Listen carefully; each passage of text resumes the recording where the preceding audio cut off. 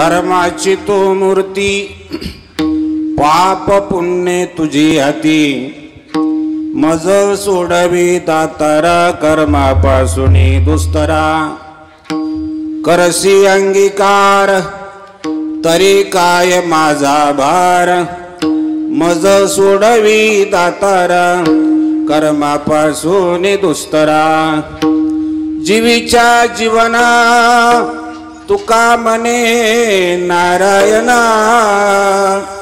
मज सोडवी दातारा कर्मापासून दुस्तरा पांडुरंगा करू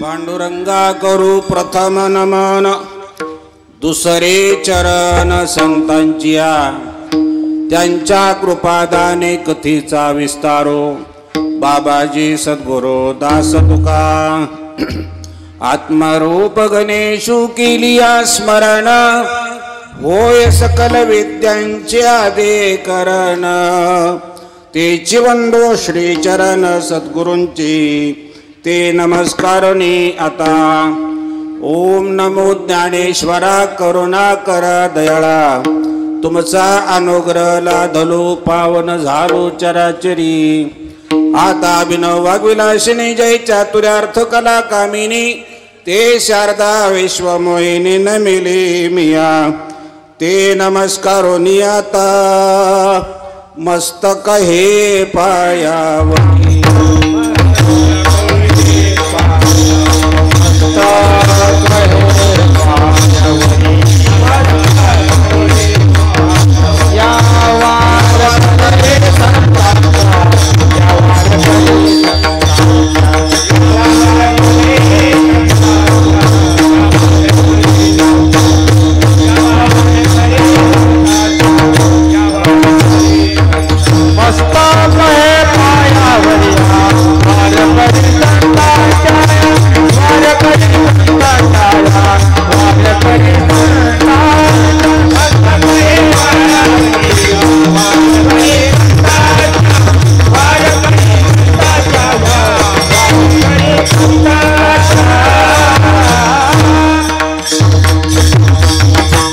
मस्तकही पायावरी या वारकरी संतांच्या ते नमस्कारुनी आता प्रस्तुत कीर्तनारूपी शिवेसाठी घेतलेला अभंग विश्वसंत महाराष्ट्रभूषण संत तुकाराम महाराज यांचा हा 4 चरणाचा अभंग आहे।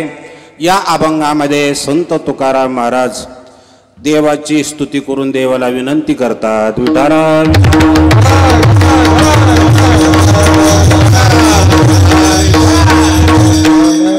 कीर्तनाला सुरुवात करण्यापूर्वी थोडासा पर्याय द्यायचा तो असा की आज आपल्या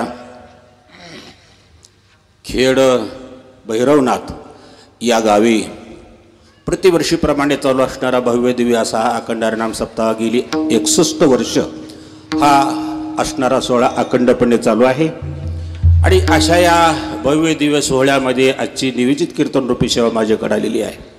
संकीर्तना करता घेतलेला अभंग संत तुकाराम महाराज यांचा असून नेहमीप्रमाणे सर्वांना प्रार्थना आहे लागुनिया पाया विनवितो तुम्हाला करे टाळी बोला मुखी नाम। ऐकणाऱ्या लोकांना विनंती आहे की आपण हाताने टाळी वाजवून भजन करा। गुरुदेवांच्या कृपेने मला काय 4 शब्द सांगता आले तर मी प्रयत्न करतो पण भजन सगळ्यांना मिळून करू बोला विठ्ठला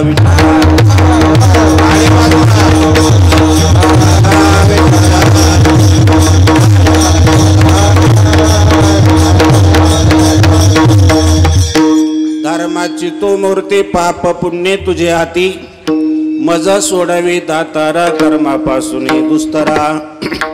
सज्जन माई बापा हो श्रीमंत जगद्गुरु तुकोबारा या अभंगामध्ये पहिल्यांदा देवाची स्तुती करत आहेत।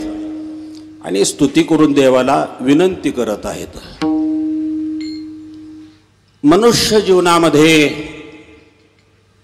प्रत्येक असणाऱ्या जीवाची धावपळ केवळ सुखासाठी चालू आहे. पण परिस्थिती निर्माण अशी झालेली आहे, ज्या सुखासाठी आपली धावपळ चालू आहे ते सगळ्यांना प्राप्त होतच असं नाही. आणि जे दुःख कोणाला स्वप्नातही आवडत नाही ते दुःख मात्र कोणाची पाठ सोडायला तयार नाही. अशा द्विधा अवस्थेत असणाऱ्या या समाजासाठी जगद्गुरु तुकोबाराय आजच्या अभंगात चिंतन सांगतात. विठाला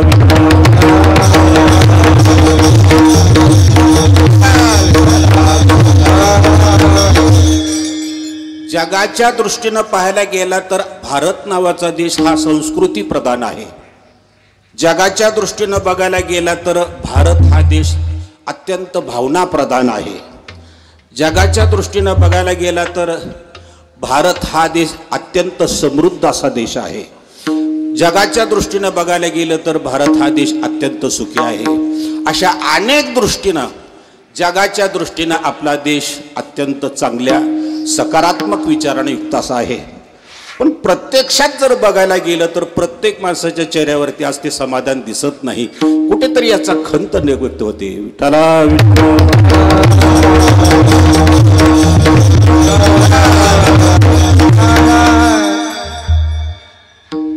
एका बाजूला बघायला गेलं तर तरुण मंडळी इकडे परमार्थाकडे आकर्षित होत आहेत.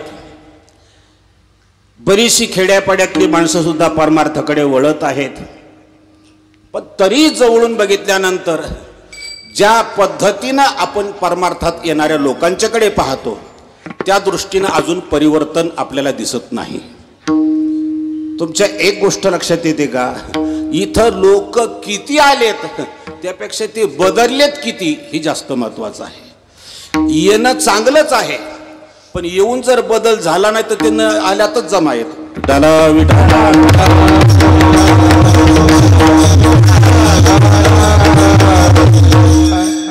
प्रयत्न ही सुखासाठी चालू आहेत, पण तरीही माणसं सुखी झालेले दिसत नाहीत. काय नेमकं घडलं असेल कळायला तयार नाही. खरं पाहायला गेलं तर प्रयत्नाला अधिक महत्त्व दिलेलं आहे. एक मराठी कवी असं म्हणतो, प्रयत्ने वाळूचे कण रगडिता तेलही गळे. प्रयत्न केला तर वाळूच्या कणातून सुद्धा तेल निघू शकेल. याचा अर्थ प्रयत्नवाद श्रेष्ठ आहे. एक इंग्रजी कवी सुद्धा म्हणतो, ट्राय अगेन, पुन्हा पुन्हा प्रयत्न करा, यश निश्चित येईल. हे सगळं ऐकलेलं आहे, हे सगळं माहीत आहे, पण तरी सुद्धा ज्या पद्धतीत प्रचार चालू आहे, ज्या पद्धतीमध्ये हा प्रसार चालू आहे त्या पद्धतीत अजून परिवर्तन होत नाही हे दिसून येत आहे. विठाला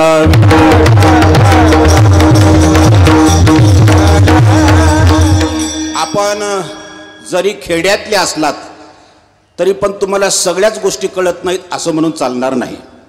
मला असं वाटतं की शहरातल्या लोकांपेक्षा खेड्यातल्या लोकांना काही गोष्टी चांगल्या समजतात. आता तुम्हाला समजेल अशा पद्धतीनं मी सांगायचा थोडासा प्रयत्न करतोय. खरं तर आज मोठा चांगला योग आहे. मी नाशिक जिल्ह्यातल्या अनेक तालुक्यामध्ये कार्यक्रम केलेले आहेत, पण तुमच्या तालुक्यात पहिल्यांदाच तुमच्या गावात मी पहिल्यांदाच आलो आहे. त्यामुळं थोडासा अजून अंदाज यायला थोडा वेळ लागेल अशी एक अपेक्षा वाटते, पण तरी प्रयत्न करूया आपण. विठाला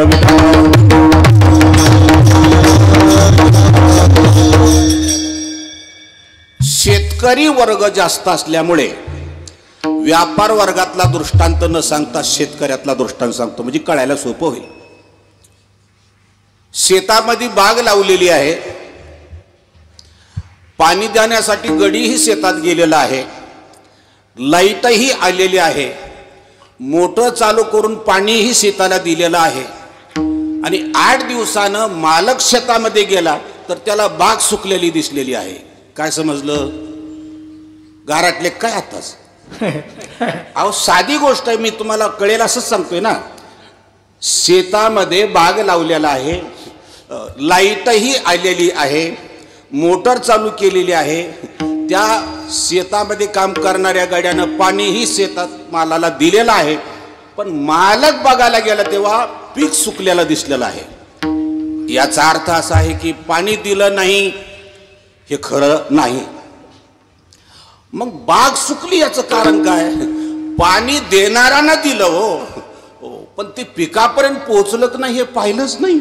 म्हणजे हे पाणी कुठतरी मध्ये मुरतंय, तेवढं लिकेज काढलं की आजचं कीर्तन कळतंय। विठाला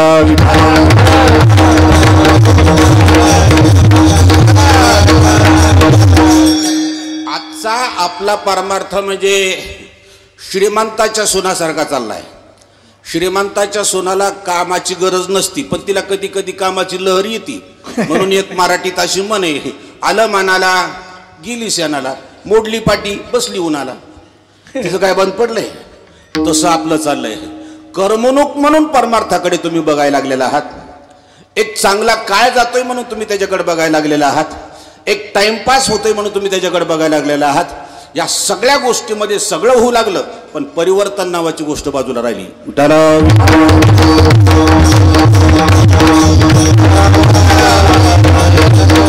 म्हणून एक लक्षात ठेवा, परिणाम वेगळा आणि परिवर्तन वेगळं। तात्पुरता होतो तो परिणाम आहे, आणि कायमस्वरूपी जो बदल होतो त्याला परिवर्तन असं म्हटलेलं आहे। आता तात्पुरता होणारा परिणाम, दूध तापवलं, साई आली, विरजन घातलं, त्याचं काय झालं? दही। हा थोडासा झालेला बदल, पण त्या दह्याला मंथन केलं, त्यातून काय निघालं? लोणी। पुन्हा त्या लोण्याला कडवलं, त्यातून काय निघालं? तूप। पुन्हा तुपाला कडवलं, पुन्हा दूध झालं। हे जसं पुन्हा होत नाही याचं नाव परिवर्तन आहे। तसं आपल्या जीवनामध्ये असा काही बदल झाला का की आता पुन्हा रिटर्न प्रवास नाही?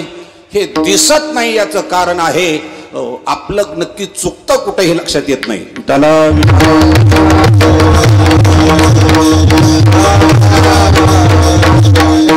जगद्गुरु तुकोबारांनी पाहिलं की परमार्थाकडे येणाराही वर्ग वाढू लागलेला आहे, सुशिक्षित वर्गही आकर्षित होऊ लागलेला आहे। ही अशी नवीन नवीन मंडळी सुद्धा चांगल्या पद्धतीने तयार होऊ लागलेली आहेत, पण तरी सुद्धा समाजामध्ये अजून कुठेतरी न्यूनता दिसत आहे। त्याचं कारण आहे, मी आता तुम्हाला मुद्द्यावरच आणतो। परमार्थामध्ये देव मिळण्यापेक्षा तो कळणं काळाची गरज आहे। देव जर मिळाला तर परिणाम होतो, आणि देव कळला तर परिवर्तन होतं। मग आज देव मिळवण्यासाठी प्रयत्न चालू आहेत का कळण्यासाठी? जास्तीत जास्त देव मिळवण्यासाठी प्रयत्न चालू आहे, कळण्यासाठी प्रयत्न करत नाहीत। म्हणून ध्यानात ठेवा, देव नाही मिळाला तरी काही हरकत नाही, पण तो कळला ना तर जीवन बदलेल।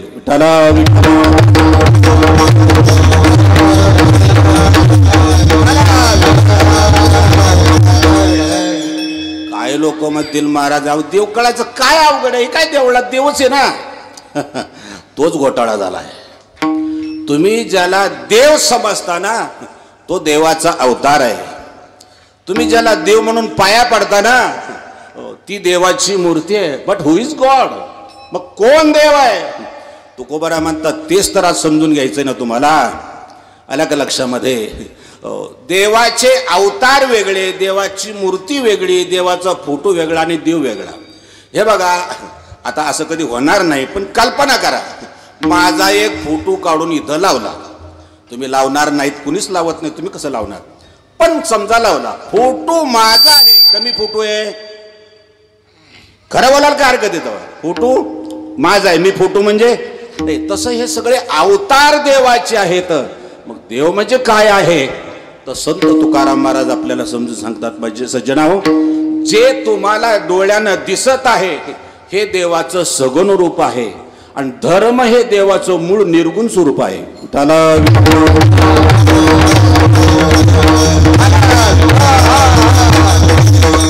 म्हणून तुम्ही आतापर्यंत बघा,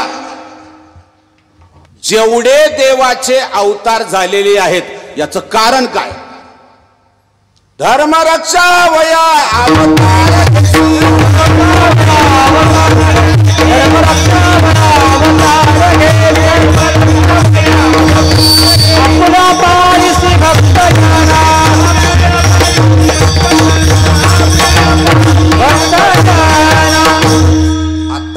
आजपर्यंत जे जे अवतार झालेले आहेत त्याचं मुख्य कारण धर्म आहे, धर्म आहे. अजून एक प्रमाण सांगतो तुम्हाला. आहे तुका म्हणे धर्म संस्थापने आणि केला नारायणे अवतार. प्रत्यक्ष भगवान सुद्धा सांगतात यदा यदा हि धर्मस्य ग्लानिर्भवति भारत अभ्युत्थानम अधर्मस्य तदात्मानं सृजाम्यहम्. ज्या ज्या वेळेला धर्माला ग्लानी येते त्या त्या वेळेला त्या धर्माची स्थापना करण्याकरता मी अवतार घेतो. म्हणजे याचा अर्थ असा आहे तो धर्माकरताच का अवतार घेतो तर धर्म हाच ईश्वर आहे. विठ्ठला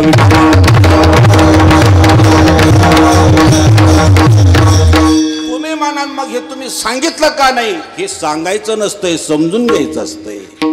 काही काही गोष्टी समजून घ्यायच्या असतात.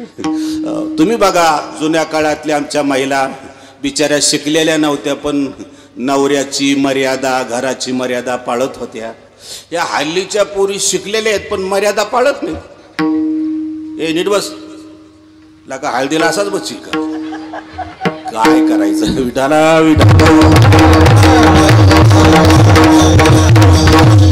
बघा त्याला कीर्तन कळलं नाही पण हळद लगेच कळली. हसलं ना ते हळद म्हणले की. काय करावं. खरं सांगतो तुम्हाला आजही समाजाला वाट दाखवणाऱ्यांची गरज आहे. पण दुर्दैव महाराष्ट्राचं वाट दाखवणाऱ्यापेक्षा वाट लावणाऱ्यांची गर्दी जास्त वाढलेली आहे. म्हणून ध्यानात ठेवा समाज गलत नाही, त्यांना तुम्ही चांगलं घडवत नाही. विठाला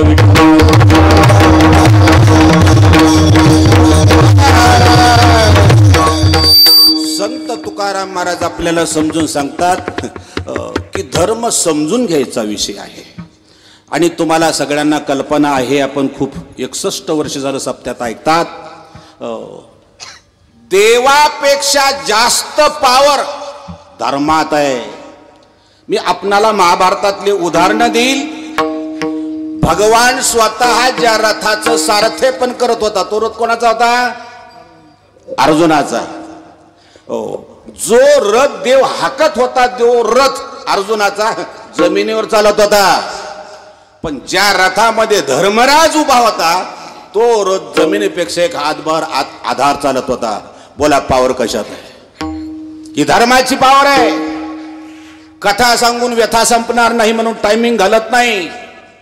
श्रीकृष्णानं गोकुळामध्ये लीला करताना गाईच्या गोठ्यात मनुष्य बैलाच्या गोठ्यात शिरला पण देवच असल्यामुळे त्यानं बैलाची सुद्धा धार काढली. प्रमाण आहे का नाथांचं. राधेला पाहुनी भुलले हारी बैल दोही तो नंदा घरी. आता त्यानं बैलाचं दूध काढलं त्यात काय विशेष नाही कारण तो देव आहे त्याला काय अशक्य आहे. पण नीट आहे का माझे जगद्गुरु तुकोबराय ज्या वेळेला वैकुंठाला गेले ही गोष्ट त्यांच्या मुलीला कळली. तिचं नाव भागीरथी. आणि तिनं इतका टाहो फोडला बाबा बाबा कुठे गेले सोडून आम्हा गेले हे विपरीत कैसे झाले बाबा कुठे गेले. पण आता कोण सांगणार. ती कोणाचंच ऐकायला तयार नाही. शेवटी बापा करता आत्महत्या करणारी या जगातली पहिली मुलगी तिचं नाव भागीरथी आहे. तरी सुद्धा ही हरामखोर मतीत मला पोरगाच पाहिजे.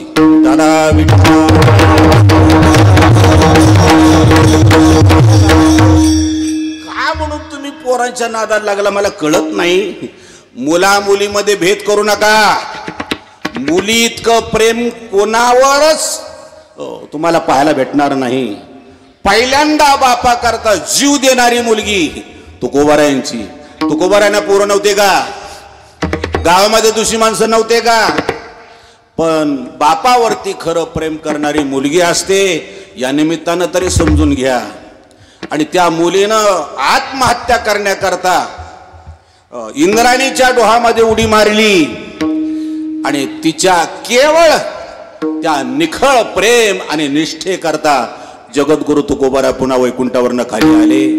आणि आल्यानंतर सांगितलं बाबा सांगून तरी जायचं. भागीरथी, अगं मी भंडाऱ्या डोंगरावर नाही, वैकुंठाला गेलो होतो. कुठेही गेला तरी माणूस माघारी येतो, पण वैकुंठाला एकदा गेलेला माणूस माघारी येत नाही. आता पुन्हा असा वेडेपणा करायचा नाही. सांगितलं नाही बाबा, आता परत असं करणार नाही. पण आलायत ना आता, 2 घास खाऊन जा. तुकोबरा म्हणाले हे चालत नाही. ती म्हणले मला माहित नाही, पण खावं लागेल. मुलाईच्या प्रेमाकरता तुकोबरा तयार झाले. तिनं शेवाळ्याचा भात केला. शास्त्र आहे काय, शेवाळ्याच्या भातावरती तूप न टाकता दूध टाकायचं असतं आणि साळीच्या भातीवरती तूप टाकायचं असतं. कारण तुपानं अन्न शुद्ध होतं, नामानं शरीर शुद्ध होतं, ध्यानानं हृदय शुद्ध होतं आणि दान केल्यानंतर धन शुद्ध होतं. हे शास्त्र आहे. हल्ली भात खूप छान खातात हो, पण त्याच्यावर जर म्हटलं ना अहो भात छान आहे, जरा तूप, ती म्हणते तूप चूप, तूप देत नाही ते. पण तुम्हाला कल्पना नाही, त्या थोड्याशा तुपानं ते अन्न पवित्र होतं. हे शास्त्र आहे. पण शेवाळ्याच्या भातावरती मात्र तूप नाही, आता दूध पाहिजे. आता त्याला पहिला शब्द आहे बोटवा. शेवाळ्याला काय म्हणतात, पहिल्यांदा काय बोलत होते, बोटवो. बोटवो का, बोटानं करत होती. असं एवढा गुंडा घ्यायचा, असं करायची ती. मी ती स्वतः खाल्लेला आहे, त्याला बोटवो म्हणायची. पण जरा पुढं काळ बदलला, ती पाटावर आलं, त्या शेवाळ्या अशा त्या वळ्या लोंबा लागल्या म्हणून त्याला शेवाळ्या. आता पुढं काळ खूपच बदलला, आता पुढचं सांगत नाही. पण तो भात केल्यानंतर त्या मुलीनं घरात बघितलं दूध नाही. 4-5 घरी फिरली. अहो गरीबाला कोण देत आहे गावात? ज्यांच्याकडून येण्यासारखं काय आहे त्यालाच लोक देतात. ज्याच्याकडून येण्यासारखंच नाही त्याला कोणी देत नाही. आणि मुलगी 4-5 घरी फिरली, दूध कुणी दिलं नाही. भागीरथी नाराज होऊन घरी आली आणि तुकोबाराने पाहिलं, सांगितलं भागीरथी दूध नाही दिलं. बाबा नाही, कुणीच दूध द्यायला तयार नाही, थांब मी दूध आणतो. तुकोबाराने तिच्या हातातला तांब्या घेतला. देहूमध्ये गेले नाहीत. तुकाराम महाराजांनी सांगितलं भागीरथी, मी तुझ्या एवढा असताना सुद्धा या देहूतल्या लोकांना चांगला ओळखतोय. हे लोक आपल्यासारख्या गरीबाला दूध देणार नाहीत. म्हणून ते देहूत न जाता देहूच्या जवळ इंद्रायणीच्या तीरावरती भगवान एलेश्वराचं मंदिर आहे. त्या एलेश्वराला जाऊन प्रार्थना केली. एलेश्वरा ते प्रार्थिले दूध नंदीचे काढले. तो ढवळा नंदी दगडाचा उठावला, त्याचं दूध काढलं, शेवळ्याच्या भातावर टाकलं, खाल्लं. तुकोबरा वैकुंठाला पुन्हा गेले. मला इथं तुम्हाला एक मुद्दा सांगायचा आहे. कृष्णानं बैलाचं दूध काढला पण तो जिवंत होता. माझ्या तुकोबरायांनी दगडाच्या नंदीचं दूध काढलं. ही पावर कशाची होती? धर्म.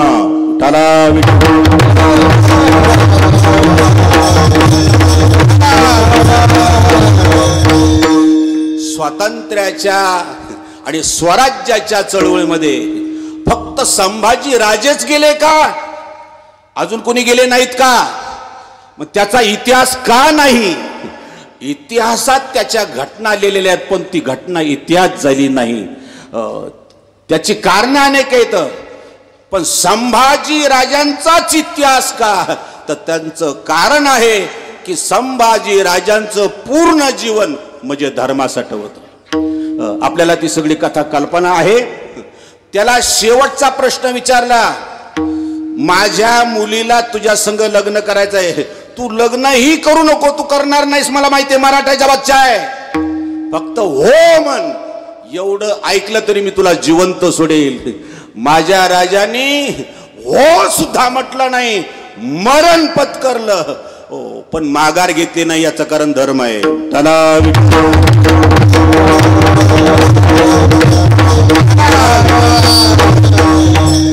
एवढा त्याग या धर्माकरता केलेले हे असणारे वीर आहेत. आणि आज त्या धर्माच्या आश्रयाखाली आपण आज सुखी आहोत. आणि अशा धर्माबद्दल आपल्याला आज किती तळमळ आहे. मला वाईट वाटतंय की एवढ्या त्यागी धर्मासाठी एवढं बलिदान देणारे हे असणारे वीर यांची आज आपल्याला आठवण सुद्धा राहत नाही. किती दुर्दैव अशा प्रकारची आहे. स्वातंत्र्याचा अमृत महोत्सव झाला, 75वा असणारा दिवस संपून गेला, 80 कडे प्रवास सुरू झाला, तरी सुद्धा अजून माणसामध्ये पाहिजे तशी जागृती झाली नाही. 70 वर्षापूर्वीचा तमाशातला डायलॉग अजून चालू आहे. कुठला? काही होऊ द्या चालायचं. अजून किती वर्ष बोला ना, अजून तेच. काही झालं की चालायचं. अरे तुमचं रक्त गरम कधी व्हायचं? उद्या तुला राखेल टाकून रस्त्याला पेटवलं आणि तुला जर असं म्हटलं चालायचं, कसं वाटेल आता? लाज वाटली पाहिजे, लाज. अरे ज्यांनी स्वतःचं जीवन या धर्माकरता बलिदान दिलं त्याचं निदान पालन तरी करा. विठाला विठाला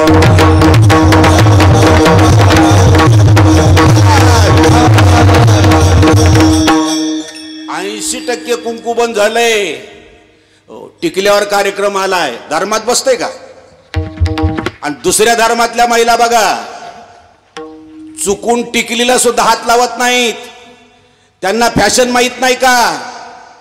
त्यांना मन भावना नाहीत का? त्यांना मॉडर्न युग कळत नाही का? पाश्चात्य देशात काय चाललं त्यांना माहित नाही का? पण तरीही त्यांच्या वागण्यात बदल नाही.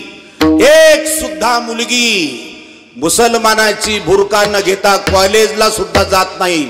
आमची किती कपडे वापरतील, कसे वापरतील तिची तिलाच अक्कल नाही. पण एक सुद्धा बोलला नाही, बाप माझी मुलगी मी अशा शॉर्ट कपड्यावर जाऊ देणार नाही. ही पोरं इतकी वळवळ करते ती, एक सुद्धा बोलला नाही माझी बहीण मी अशा छोट्या छोट्या कपड्यावर कॉलेजला जाऊ देणार नाही. अशी एकाची हिंमत झाली नाही का? तर धर्माबद्दल तुम्हाला त्याची जाणीव नाही.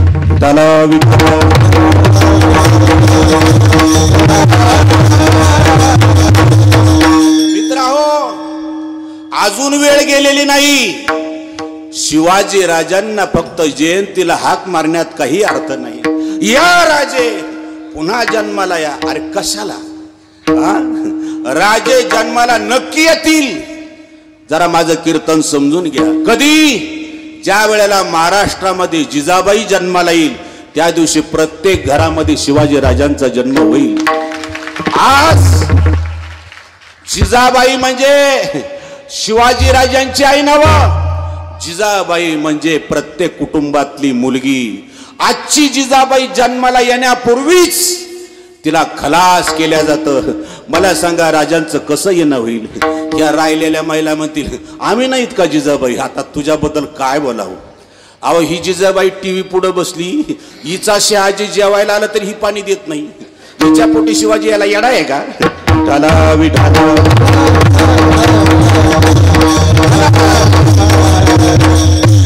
अरे जिजाबाई म्हणजे राष्ट्रमाता आहे. काय तिचं प्रेम त्या राष्ट्रावरचं सांगा तुम्हाला. ए पोरानो बोलायचं नाही अजिबात. ए नीट बस गे फटाकडे, बस नीट. डाला विडा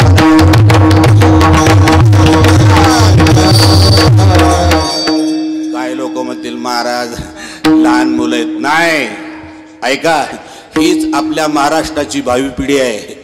आता जरा थोडासा त्रास वाटेल पण याचा फायदा तुम्हाला होईल. एक गंमत सांगतो तुम्हाला. काही लोक म्हणतील त्याला काय होतं, आता त्याच्याबद्दल मी बोलतो. त्याला काय होतं? एक माणूस हॉटेलमध्ये गेला आणि नवीन एक कामगार ठेवला होता. तो जवळ आला, म्हणला शेठ बोलो क्या चाहिए आपको? दूध चाहिए, दूध पाहिजे. तो वेटर गेला, दूध घेऊन आला, दूध दिलं. हा दूध पेला. 10 मिनिटानं त्या दूध देणाऱ्या वेटरला बोलून घेतलं, इकडे काय दूध दिलं, साखर तुझा बाप टाकणार आहे का? तो म्हणला सर प्लीज. आता हल्ली डायबिटीजचा प्रकार जास्त वाढल्यामुळं म्हणजे सांगितल्याशिवाय मी टाकत नाही. माझं काही चुकलं नाही तेव्हा तुम्ही सांगितलंच नाही. सांगू का तुझ्या मालकाला? तो मला प्लीज असं करू नका, पोटाचा प्रश्न आहे, माझ्या नोकरीचा प्रश्न आहे. पाहिजे तर साखर आणून देतो. आण म्हटले. ते पळत गेलं, मुठभर साखर आणली, त्याला दिली. त्यानं ती साखर खाल्ली. दूध पिल्यानंतर 10 मिनिटानं साखर खाल्ल्यानंतर वेटर निघून गेला आणि हा साखर खाणारा माणूस इकडे बघा असं करायला लागला, खुर्चीवर बसल्या बसल्या. हे पाहिलं हटवलेल्या मालकानं. ज्यानं दूध दिलं होतं त्या पोराला विचारलं याला काय दिलं? म्हणला दूध. दूध? हो. एवढा चांगला माणूस दूध पिल्यावर असा करतो म्हणजे बहुतेक दुधात विषबाधा झाली असावी असं मालकाला वाटलं. त्यानं सांगितलं 2000 लिटर दूध आहे किटलीमध्ये, ती पटकन गटारात पालथं कर. सगळं दूध ओतून दिलं. त्यानं डॉक्टरला फोन केला. डॉक्टरला म्हणलं काय? तेव्हा म्हणले पेशंट. याचा रियाज चालूच होता. तो हॉटेलवाला मालकाने डॉक्टर तिथं आला, त्याला विचारलं, हो काय काय घेतलं होतं? दूध. काय होतं तुम्हाला? मला कुठं काय होतं? तुम्ही असं का करता? हा म्हणला, तुमचा तो मूर्ख वेटर दूध मागितल्यावर दूध दिलं, साखरच टाकली नाही. दूध पिल्यानंतर त्यानं 10 मिनिटांनी साखर दिली, ती साखर विरघळावी म्हणून असं करतो माणूस. गधड्या, तुझी साखर विरघळली पण तिकडे 1000 लिटर दूध गेलं ना. तशी तुमची लेकडे खेळायला लागले पण माझा विषय बदलला ना.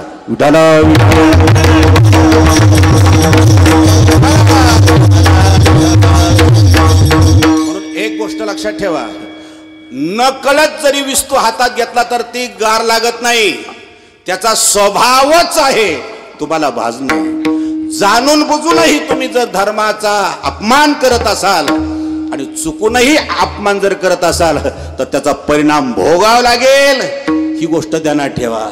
मुसलमानामध्ये मुलाला बोलायला यायला लागलं की त्यांच्या कुरानचं शिकवून त्याला देतात, आईला इल्लल्ला असं त्याला म्हणायला लावतात. तुम्ही कधी गीता सांगितली का?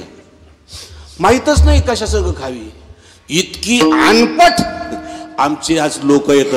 हो, पण तरी सुद्धा बघा, हो, खेड्यापाड्यातले माणसं सुद्धा हो दारू पितात, गरीब लोक दारू पितात. मला खंत वाटते, अरे एक तर परिस्थिती चांगली नाही, निदान ते तुझ्या हातात नाही पण निदान वागायचं तरी तुझ्या हातात आहे. हो, एकाची पेतय, हो दुसऱ्याचा मार खातय, घरी येतय, दारात येऊन त्या दराजाला धडाकतन बायकोला म्हणते, मी तुला कुठेतरी बघितल्यासारखं वाटतंय, मला वळखलं. आता तिला माहित नाही का हा गाढवाचा बाप आहे. इतकी माणसं विकृती संपन्न होऊ लागली. मला सांगा, छत्रपती इतकं टेन्शन कोणाला होतं तुम्हाला कल्पना नाही. बाहेरच्या माणसानं जर त्रास दिला असता तर तलवारीनं छत्रपतीने खलास केलं असतं, पण विरोध करणारी माणसं घरातलीच होती, त्यामुळं असह्य वेदना होत होत्या. हो, छत्रपतींना काय करावं कळतच नव्हतं. आणि सुदैवानं त्याच काळामध्ये माझ्या जगद्गुरु तुकोबारायासारख्या एका साधूचं प्रस्थ उगवलं आणि तुकोबारायांच्या बाबतीमध्ये राजांना कळल्याबरोबर छत्रपतींनी तुकोबारायांच्या सान्निध्यात यायचा प्रयत्न केला. आणि आज तुमच्या समोर मी 61 वर्षानंतर सांगतोय, तुकाराम महाराजांचं नाव जगातल्या सगळ्या लोकांना माहिती आहे, पण तुकोबारायांना खऱ्या अर्थानं ओळखणारा जर पहिला कोण असेल महाराष्ट्रातला तर त्याचं नाव छत्रपती शिवाजी महाराज आहे. शिवाजी राजांनी पहिल्यांदा महाराजांना ओळखलं की काय योग्यता आहे.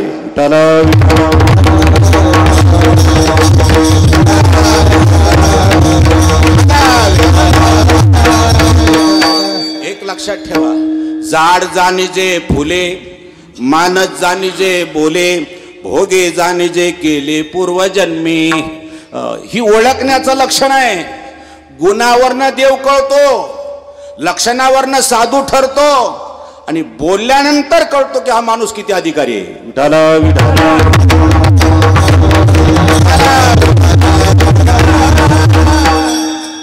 त्या असणाऱ्या शिवाजी राजांना लहान असताना जिजाऊ साहेबांनी असा हाताला धरला आणि अंगणात आलेले आहेत. शिवनेरीवरचा प्रसंग सांगतोय मी तुम्हाला. छत्रपतीनं पाहिलं तर जिजाऊ साहेबांच्या डोळ्यामध्ये पाणी आलेलं आहे आणि राजाने विचारलं लहान असताना, मासाहेब आपल्या डोळ्यात पाणी? आई साहेबांनी सांगितलं, हो राजे, आमच्या डोळ्यात पाणी आलंय. का?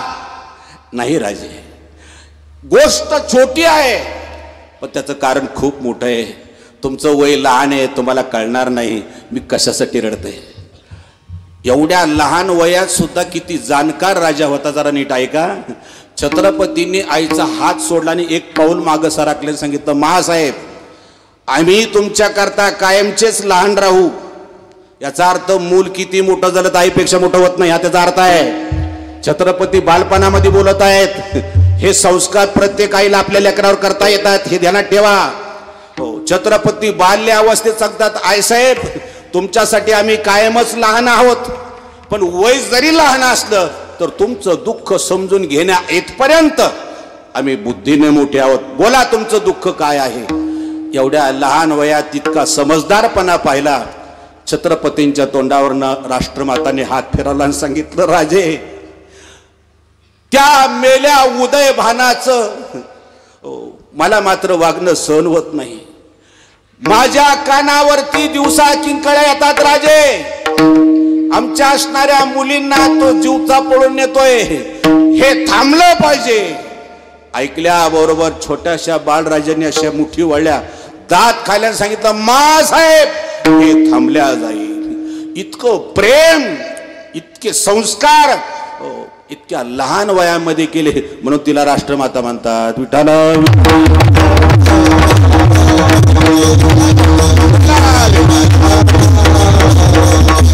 यांचं संपूर्ण जीवन केवळ धर्मासाठी होतं, केवळ धर्मासाठी.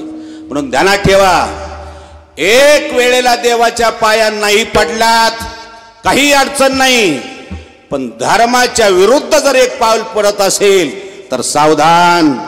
येणारा काळ तुमची वाट पाहतोय. घडी घडी काळ वाटयाची पाहे आणि अजून किती आहे अवकाश. म्हणून तुम्ही दुनियात काही कमवा, सुखी होणार नाही. श्रीमंत व्हाल, प्रसिद्ध व्हाल, प्रतिष्ठित व्हाल, लोकमान्य व्हाल, पण सुखी होण्यासाठी तुम्हाला धर्माशिवाय पर्याय नाही. हे तुकोबारांना सांगायचं होतं, कारण आज धर्माच्या नावाखाली लोक अधर्मानं वागू लागलेले आहेत. विठाला मी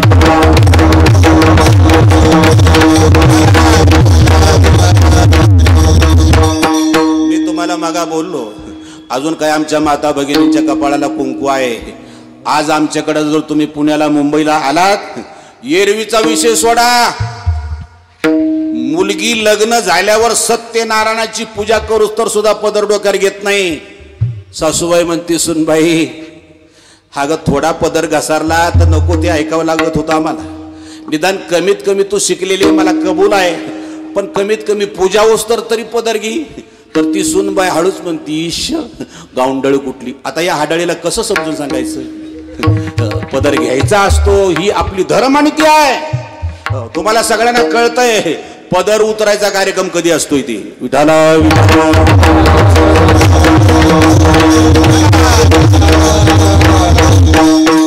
कुठे आपली संस्कृती आहे. म्हणून ध्यानात ठेवा, दुनियात कुठे जा, आपल्यासारखी संस्कृती जगात कुठे नाही. एक महाराष्ट्रातलं जोडपं अमेरिकेत गेलं. अमेरिकी समृद्ध राष्ट्र आहे, वैभव पाहिजे तेवढं आहे, पण तिथं लोक सुखी नाहीत, कारण तिथले लोक भोगवादी आहेत, त्यागवादी नाहीत. आणि खरं सुख भोगात नाही, त्यागात आहे. आणि ते भारतात आणि महाराष्ट्रामध्ये कळतं, पण बाहेर कळत नाही. की महाराष्ट्रातलं जोडपं अमेरिकेमध्ये गेलं, तिथं पाहिलं तर एक बाई सफेद कपडे घातले होते, कपाळाला काही नव्हतं, गळ्यात काही नव्हतं, हातात काही नव्हतं, तिकडे घालतच नव्हती. हिले यांना काय माहिती तेव्हा, पण ती एका थड्याला हवा घालत होती. थड समजतं का? माणूस मेल्यानंतर समाधी बांधतात त्याला थडं बोलतात आमच्याकडे, अशी ती त्याला हवा घालत होती. यांना असं वाटलं आमच्या महाराष्ट्रातल्या महिला नवरा असतानाच बायका सेवा करतात, बिचारेचा नवरा मेला तरी त्या समाधीची सेवा करते, हवा घालते. म्हणून तिला कौतिकानं विचारलं, तुमच्या पतीचंच थड आहे का? तर ती म्हटली, हो. किती तुम्ही नशीबवान आहात, नवरा मेला तरी सेवा करताय. ती म्हणली, सेवा बिवा असं काही नाही. मग आमच्याकडे अशी पद्धत आहे, नवरा मेला तरी दुसरा करायचा नाही अशी पद्धत नाही. मग नवरा मेला तरी दुसरा नवरा करता येतो. फक्त आमच्या नवऱ्यानं मारताना मला सांगितलं होतं, काय तू दुसरं लग्न कर, पण कमीत कमी ही समाधी चांगली वाळल्यावर कर, ती लवकर सुकावी म्हणून हवा घालते. दिस इज कंट्री इज अमेरिका. विठाला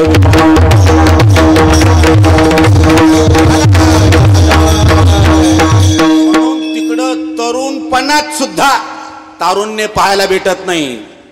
कारण का, तरुणपण येण्याच्या अगोदरच तारुण्य बर्बाद झालेलं असतंय.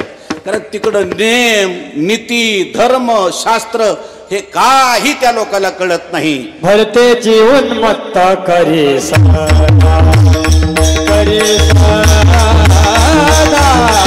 भरते जीवन मत्ता करे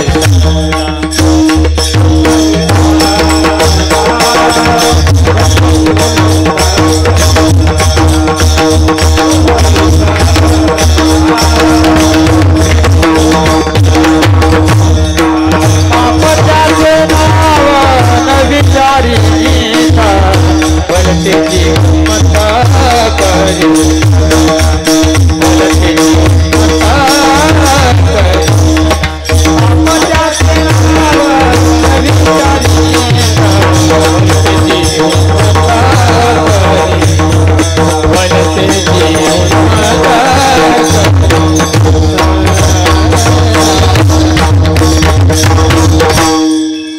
अमानाचा अर्थ आपल्या लक्षात आलेला आहे, म्हणून चिंतन डबल सांगून वेळ घालवण्यापेक्षा इतके श्रीमंत लोक आहेत, गाडी बिगाडी तर तिला दुरुस्ती करत नाहीत, सोडून देते तर इतके दुसरी गाडी घेतात, इतके श्रीमंत आहेत. आपलं पंक्चर झालं तरी त्याला ठिगाळ लावते. लक्षात ठेवा, भोगवादी जीवन आहे, पण त्याच्यामध्ये सुख नाही का? तरुणपणात सुद्धा चेहऱ्यावरती चकाकी नाही. मी आमच्या आदरणीय अनिल साहेबांच्या घरी जेवायला गेलो होतो आणि बोलता बोलता सांगितलं, मी वृंदावनला गेलो होतो. प्रेमानंद महाराज म्हणून एक वृंदावनमध्ये आहेत, आपल्या फोनवाल्या लोकांना चांगली कल्पना आहे. वय वर्ष त्यांचं आत्ता 80 वर्षाचं आहे. 18 वर्ष झालं दोन्ही किडन्या फेल आहेत, बीपी हाय आहे, शुगरही भरपूर आहे, अर्ध्या भाकरीपेक्षा एक घास खाता येत नाही, 2 फुलपत्र पाणीपेक्षा एक घोट पाणी पिता येत नाही. पण चेहऱ्याकडे जर पाहिलं तर त्यांच्यासारखा सुखी देव सुद्धा नाही. ही गोष्ट ध्यानात ठेवा. त्याचं कारण त्याग. विठाला विठाला.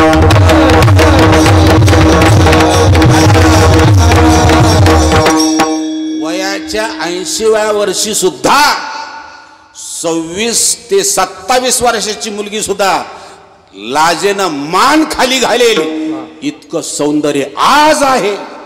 त्याचं कारण त्याग. त्याग फार मोठा आहे.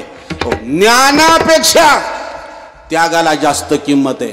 विरक्ती वाचुनी काही ज्ञानाशी तगणेच नाही. तो त्याग, ते वैराग्य या महाराष्ट्रामध्ये या संताकडे पाहायला मिळतं. त्याग या धर्माचं मूल असणारा आधार आहे. विठाला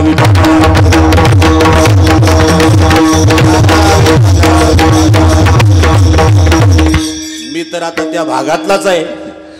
साहेब तुम्ही आमच्याकडे जर आलात तर कुंडल नावाचं गाव आहे. कुंडल. एका गावामध्ये आता 120 स्वतंत्र सैनिक आहेत. एका गावात, तालुक्यात नवं. 120 स्वतंत्र सैनिक आहेत. 1942च्या चळवळीमध्ये सहभाग घेतलेले. अलग लक्षामध्ये अशी क्रांती करणारी माणसं या महाराष्ट्रामध्ये आहेत. आणि ही क्रांती म्हणजे या धर्मासाठी केलेला त्याग ध्यानात ठेवा. आणि म्हणून आज आपण इतके सुखी आहोत त्याचं कारण या धर्मासाठी केलेल्या त्यागाचं फल आज आपण चाकत आहे. म्हणून तुम्हाला प्रार्थना आहे, हा धर्म अतिशय कष्टाने तुमच्यापर्यंत पोहोच केला आहे. याच्याबद्दल तुम्हाला अभिमान जरी वाटला नाही तर स्वाभिमान जरूर बाळगा. विठाला विठाला.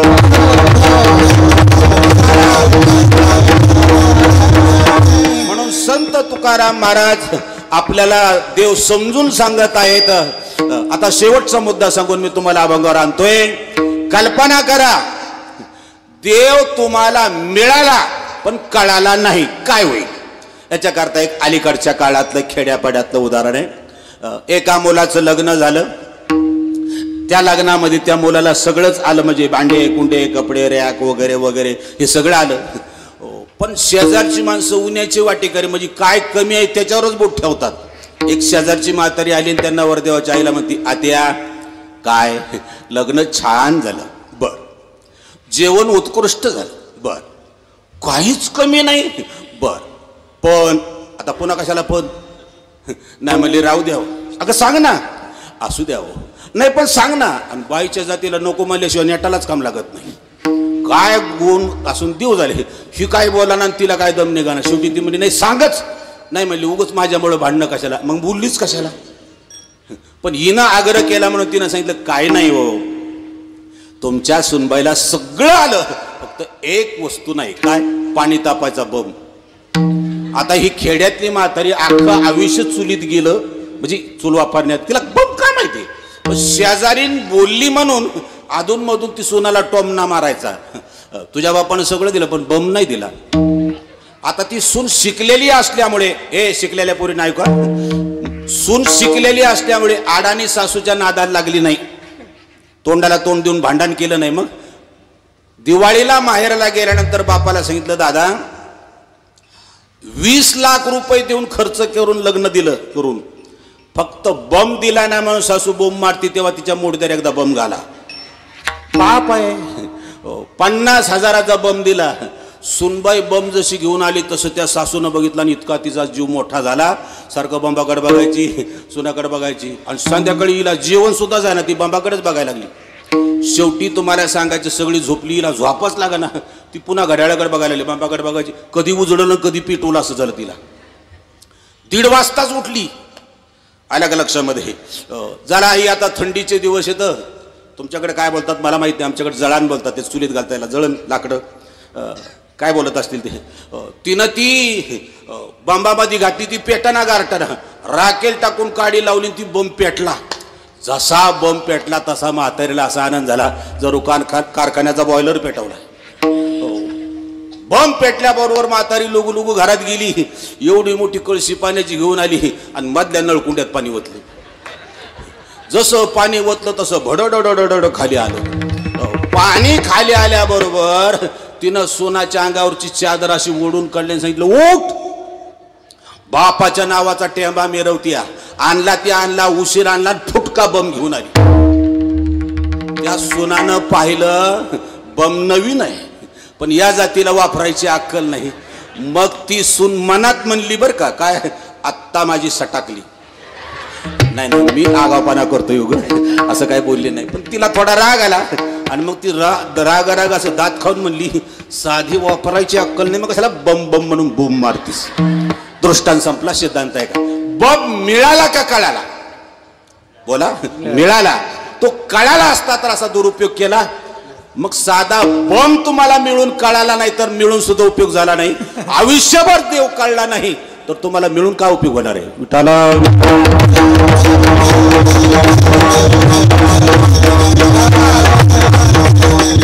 संत तुकाराम महाराज आज आपल्याला देवाच्या स्तुतीच्या निमित्तानं हा विषय समजून सांगतात. अभंगाचं पहिलं चरण. धर्माचे तो मूर्ती, धर्माचे तो मूर्ती,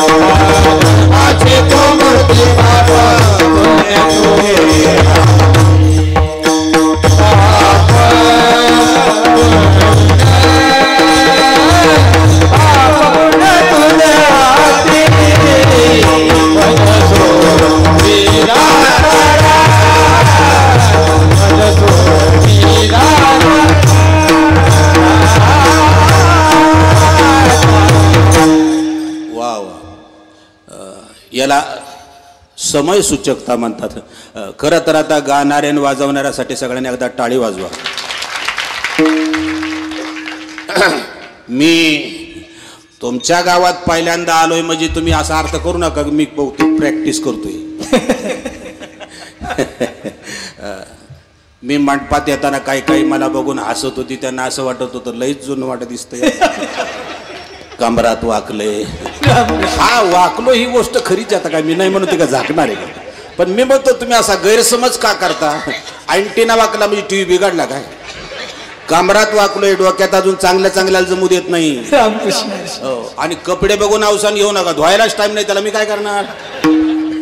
मी 50 वर्षापूर्वीचा एज्युकेट आहे आणि वारकरी शिक्षण संस्थेमध्ये प्रशिक्षक शिक्षण घेतलेला कीर्तनकार आहे. IQ कीर्तनकार नाही, पण आता जरा कलरनं मार खाल्लाय त्याला इलाज नाही. लोकांचा विश्वास बसत नाही. महाराष्ट्रामध्ये ज्या वेळेला टीव्हीवरती कार्यक्रम सुरू झाले त्यावेळेला पहिल्या बॅचमध्ये मी होतो. 5 वेळेला जी टॉकीजला कीर्तन झाले फक्त. आता तुम्हाला सांगितलं ना का जाहिरात देऊन मला आता काय माल खपवायचा आहे का ते.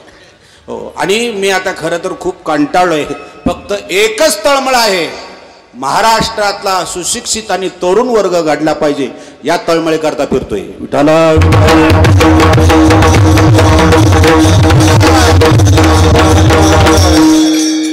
अनिल साहेब तुम्ही खरं सांगा, जुन्या काळामध्ये तरुण होते, आजच्या काळातही तरुण आहे. पण जुन्या काळात जी मर्यादा होती आज आहे. तुम्ही बघा ना, आता माझ्या पुढे काय म्हातारी माणसं बसले ती. अरे लग्न झाल्यावर 50 वर्ष जरी झाली आणि 2 जण म्हातारा आणि म्हातारी रस्त्यानं निघाली ना तर चुकूनही म्हाताऱ्याच्या बरोबर चालत नव्हती. म्हातारा 2 कासरे पुढं म्हातारी मागं चालत होती. गोष्ट खरी का खोटी? हा. आणि पुढे आहे का, अर्धा तास जरी दोघांनी प्रवास केला, म्हातारी खाली बघायची, म्हातारं पुढं बघून चालायचं.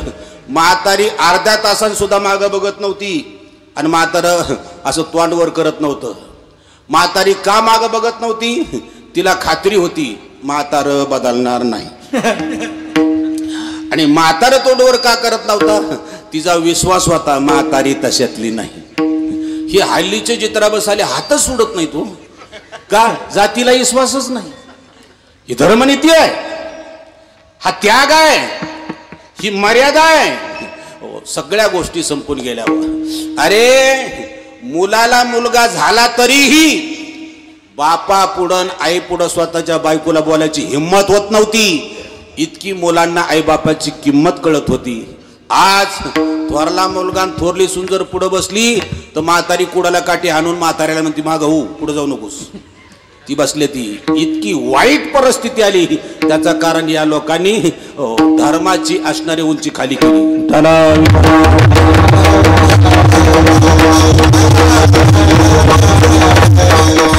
ध्यानात ठेवा, तुकोबारायांनी देवाचं आणि भक्तांचं नातं सांगत असताना उदाहरण कोणाचं घेतलेलं आहे? संसारिकाला शिकवताना संन्यासाचं उदाहरण घेतलं पाहिजे. पण साधूचं आणि देवाचं नातं सांगताना तुकोबारांनी संसारिकाचं उदाहरण घेतलेलं आहे. पतिव्रते जैसा प्रतार प्रमाण आणि आम्हा नारायण तैशा परी. हे संसारिक आहेत पण इतकं धर्मानं चांगलं वागतात की त्याचा गुण साधून घ्यावा. विठाला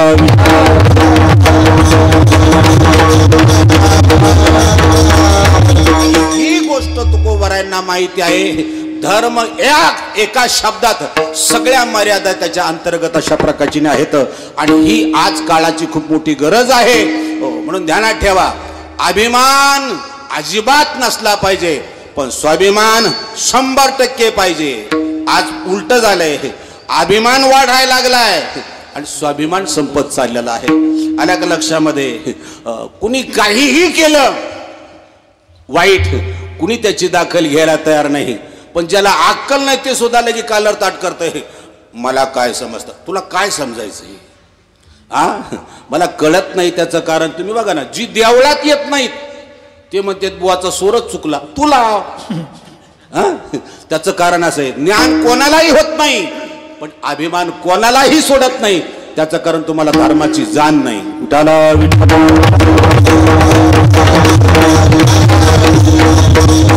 तुम्ही अतिशय तज्ञ श्रोते आहात म्हणून एक पोक्त उदाहरण सांगतो.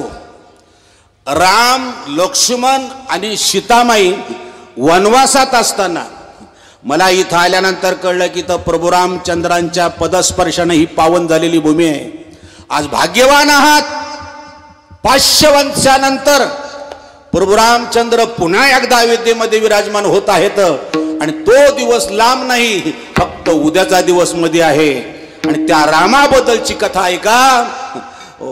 लक्ष्मण किती संयमी होता, राम किती धर्मानं वागणारा होता हे जरा तुमच्या लक्षात येईल. आणि म्हणून राम काही निमित्तानं अरण्यातून बाहेर गेलेला आहे.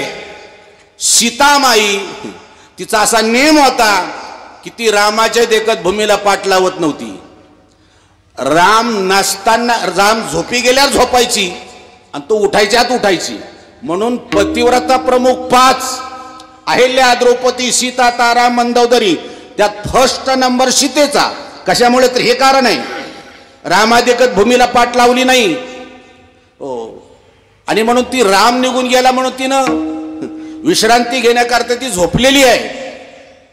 तुम्ही समजदार आहात म्हणून बोलतोय, सगळ्यांची क्षमा मागतो. सीताला झोप लागलेली आहे, लक्ष्मण समोर पहारा देत आहे. लक्ष्मण इतका संयमी होता की त्याला 14 वर्षात सीतेचं घोट्याच्या वरचं शरीर माहित नव्हतं. ते तिथून खाली सीतेकडे बघत होता. लक्ष्मण पहारा देतोय, सीता झोपलेली आहे आणि झोपीत असणाऱ्या सीतेच्या अंगावरती थोडीशी वाऱ्याची झुळूक आली आणि पायावरचं वस्त्र थोडंसं मागं सरकलं. समजतंय ना सगळ्यांना? छान. आणि अशा अवस्थेमध्ये लक्ष्मणाला काही कल्पना नाही, तो समोर बघून पहारा देतोय. आणि राम आला आणि रामानं पाहिलं सीतेच्या अंगावरचं वस्त्र पाठीमागं सरकलेलं आहे. लक्ष्मण पहारा देत आहे. ही गोष्ट खरी आहे पण तपासलं पाहिजे. म्हणून तो लक्ष्मणाला राम म्हणतोय. तरुण स्त्री म्हणजे यज्ञकुंडाप्रमाणे आहे आणि तरुण पुरुष म्हणजे लोण्याप्रमाणे आहे. कुठलं असं लोणी आहे की जे तुपाजवळ गेल्यानंतर पागळत नाही? लक्ष्मण होता मंडळी. तो लक्षात आलं, रामाला माझ्याबद्दल संशय आला, माझ्या चारित्र्याबद्दल संशय आला, तरी पण लक्ष्मण रागावला नाही मंडळी. धर्मानं वागणारी माणसं रागवत नसतात, ते समजून घेत असतात. लक्ष्मणानं सांगितलं, भैया तुला काय बोलायचंय ते माझ्या लक्षात आले, पण नीट ऐक. कुठलंही लोणी अग्नीजवळ गेल्यानंतर पागळ्याशिवाय राहत नाही, ही गोष्ट खरी आहे. पण नीट ऐक, ज्याची आई पतिव्रता आहे, ज्याचा बाप चारित्र्य संपन्न आहे आणि ज्याच्या मुखात भगवंताचं नाम आहे, त्याचं चित्त ढळत नाही. हे शास्त्र नाही, धर्मनीती.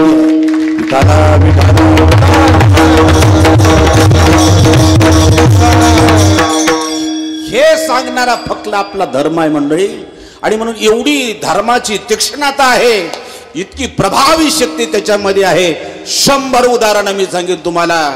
की स्वामी विवेकानंद आपला धर्मग्रंथ श्रीमद भगवद्गीता घेऊन शिखा परिषदला गेले आणि तिथल्या लोकांनी त्यांचा वेश पाहून त्यांचा अपमान केला. आणि तो अपमान म्हणजे साधा नाही, धर्म अपमान केला. म्हणजे गीता नावाचा ग्रंथ घेतला, तो सगळ्याच्या खाली घातला. का? अपमान करण्यासाठी. पण विवेकानंदांना टाळी वाजवली. क्या बात आहे. म्हणले काय झालं? अहो म्हणले, तुम्ही आता मान्य केलं न सांगता की सर्व धर्माचा मूळ आधार आमची गीता आहे.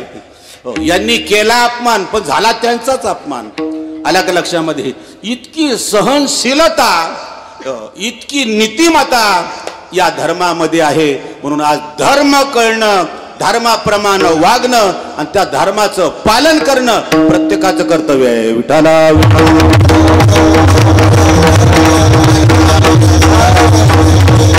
मित्रांनो, 4 पैशाला भूलू नका, आमिषाला भूलू नका.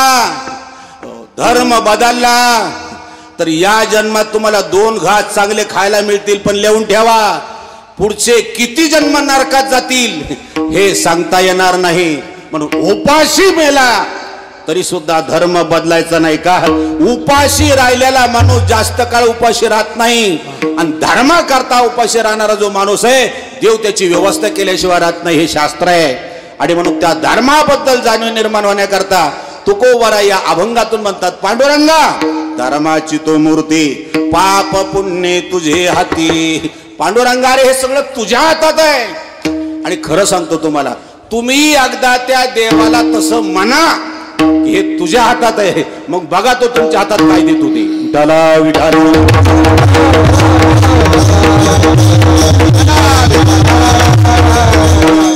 आपलं कसं आहे, चांगलं झालं की आपण छातीला हात लावतोय, मी केलंय, आणि वाईट झालं की देवाकडे बोट करतोय. आल्या का लक्षामध्ये? काय करावं हे शास्त्र नाहीये. तुम्ही असं सगळं फक्त म्हणा, करता करविता तूच आहेस.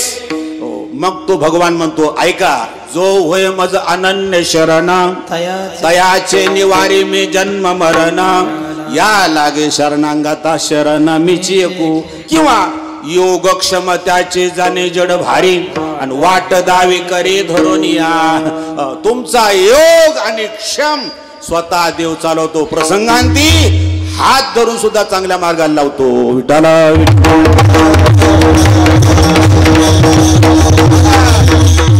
आता ही देवाची तुकोबऱ्यांनी केलेली स्तुती आहे. धर्माची तू मूर्ती. स्तुती समजतं का कशाला म्हणतात? स्तुती समजते? स्तुती या शब्दाचा अर्थ असा आहे, ऐकायला बरं वाटतं पण खरं नसतं, त्याला स्तुती म्हणतात. आता ती करून दाखवतो तुम्हाला मी, की ऐकायला बरं वाटतं पण खरं नसतं. आम्ही सांगली जिल्ह्यातले आहोत. आमचं गाव सांगली जिल्ह्यात आहे. आमच्याकडं पूर्वीच्या महिला तपकीर वाढायच्या. तपकीर तंबाखूची अशी. त्याचं गंमत अशी असती की तपकीर एका असं 2 बोटाची चिमूट धरायची नाशी वाढायची.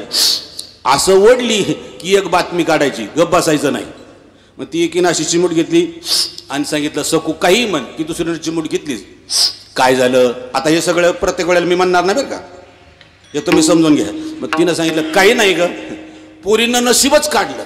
म्हणजे अगं माझी धाकटी पोरगी खेड्यामध्ये जन्माला आली, पण थोडंसं शिकल्यामुळे मुंबईचा नवरा मिळाला, आणि इतका शिकला. दुसरीनं चिमूट घेतली, विचारलं किती शिकला? कितीनं पुन्हा चिमूट घेऊन सांगितलं, ऐक काय?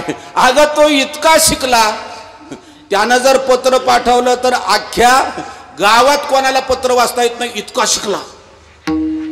दुसरीला काय बरं वाटलं ना, तिनं पोलीस चिमूट घेतली, सांगितलं थांब, का तुझ्या जावयाचं पत्र आलं तर अख्ख्या खेडमध्ये कोणाला वाचता येत नाही, पण माझा जावई कमी नाही, त्यानं जर पत्र पाठवलं तर त्यालाच वाचता येत नाही, इतका शिकला. हाय का नाही येड्याचा बाजार? तरी कौतुक चाललंय, याला स्तुती म्हणतात. विठाला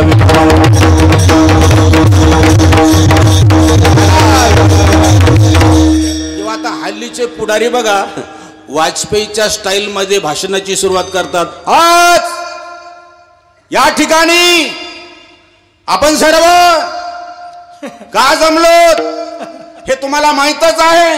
जय हिंद, जय महाराष्ट्र. बोल ना भाऊ पुढं. मला काय सांगायचंय, ही स्तुती ऐकायला ठीक आहे, खरं काही नाही. तुकोबारायने मात्र असं केलं नाही बरं. तुकोबारायने स्तुती केली, पण वस्तुस्थितीची स्तुती केली, म्हणजे सत्यता जगा पुढे मांडायचा प्रयत्न केलेला आहे.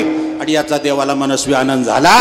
आणि मग देवानं तुकोबारायांच्या चेहऱ्याकडे पाहिलं, सांगितलं महाराज बरं झालं, आतापर्यंत अनेकांना स्तुती केलेली आहे. कुणी चहुविधी जाण, साही शास्त्री कारण, 18ही पुराण हरिशी गाती, या सगळ्यांनी देवाची स्तुती केलेली आहे. पण महाराज आज मात्र तुम्ही जी स्तुती केलेली आहे ही वस्तुस्थितीची स्तुती आहे. आणि मी आता त्यानं प्रसन्न झालेलो आहे, तेव्हा काय पाहिजे ते मागा. मग तुकाराम महाराज म्हणले, ऐका दुसरं चरण,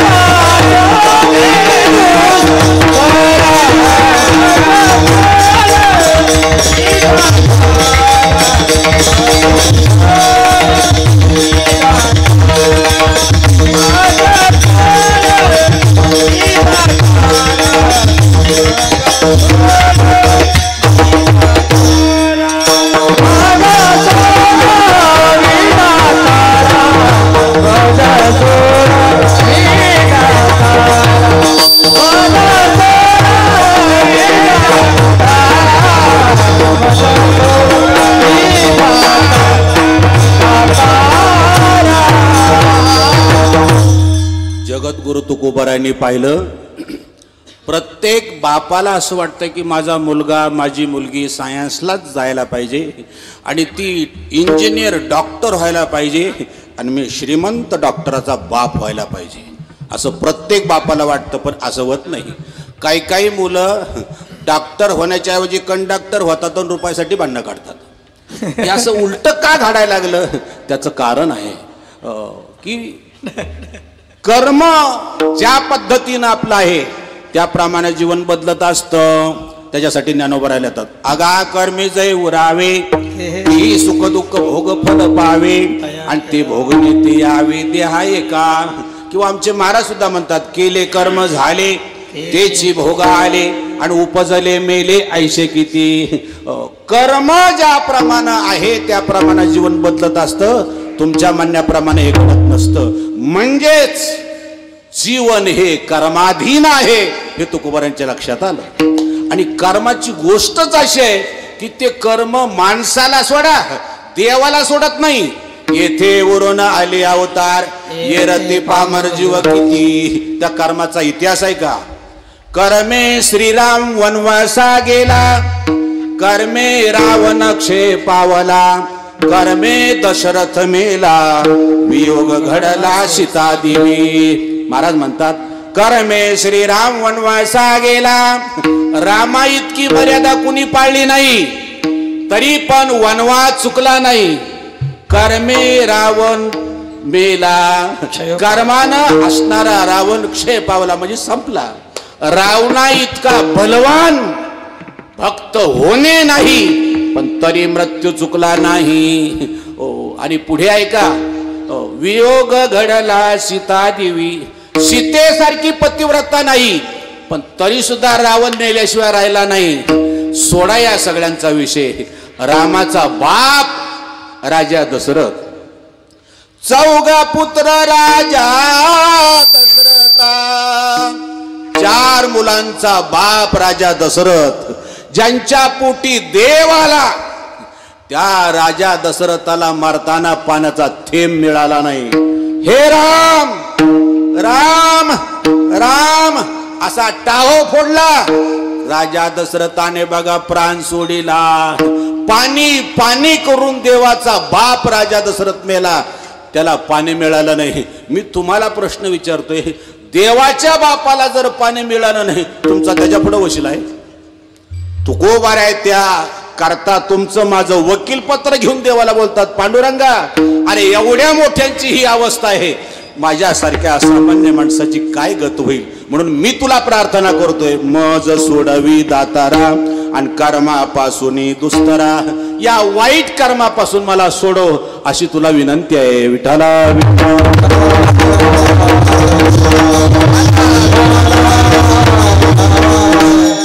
तुकाराम महाराजांनी बोलल्याबरोबर देवाचा चेहरा लहान झाला. जरा देव नाराज झाला. तुकाराम महाराज म्हणले काय झालं. तुकाराम महाराजांना देवाने सांगितलं महाराज तुम्ही मागितलं हे चुकीचं नाही पण मी देऊ शकत नाही ही गोष्ट तुम्हाला माहित नाही का. कर्मानं मलाच सोडलं नाही. नाही कळलं का तुम्हाला. जरा तुम्हाला कळण्यासाठी दुसरं उदाहरण सांगतो. एकाला दृष्टीदोष होता. दृष्टीदोष म्हणजे एका माणसाची 2 दिसत होती. ती एका डॉक्टरकडे गेलं पण गंमत अशी झाली डॉक्टरकडे गेल्यानंतर डॉक्टरच्या असणारे जे कर्मचारी होते त्यांच्या जेवणाचं टायमिंग झालं. सगळी जेवायला गेली. डॉक्टर एकटाच केबिन मध्ये पेशंट बाहेर एकटाच.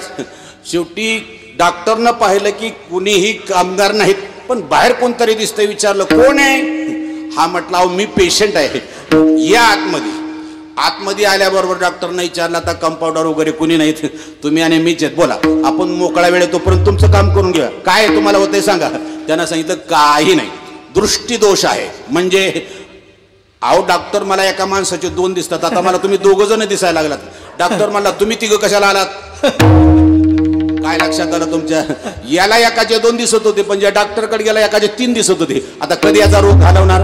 त्याप्रमाणे तुकाराम महाराज म्हणले देवा अरे मी मला कर्मापासून सोडव म्हणून सांगतो तर देव म्हणतो की मलाच कर्मानं सोडलं नाही मी तुम्हाला कसं सोडवणार.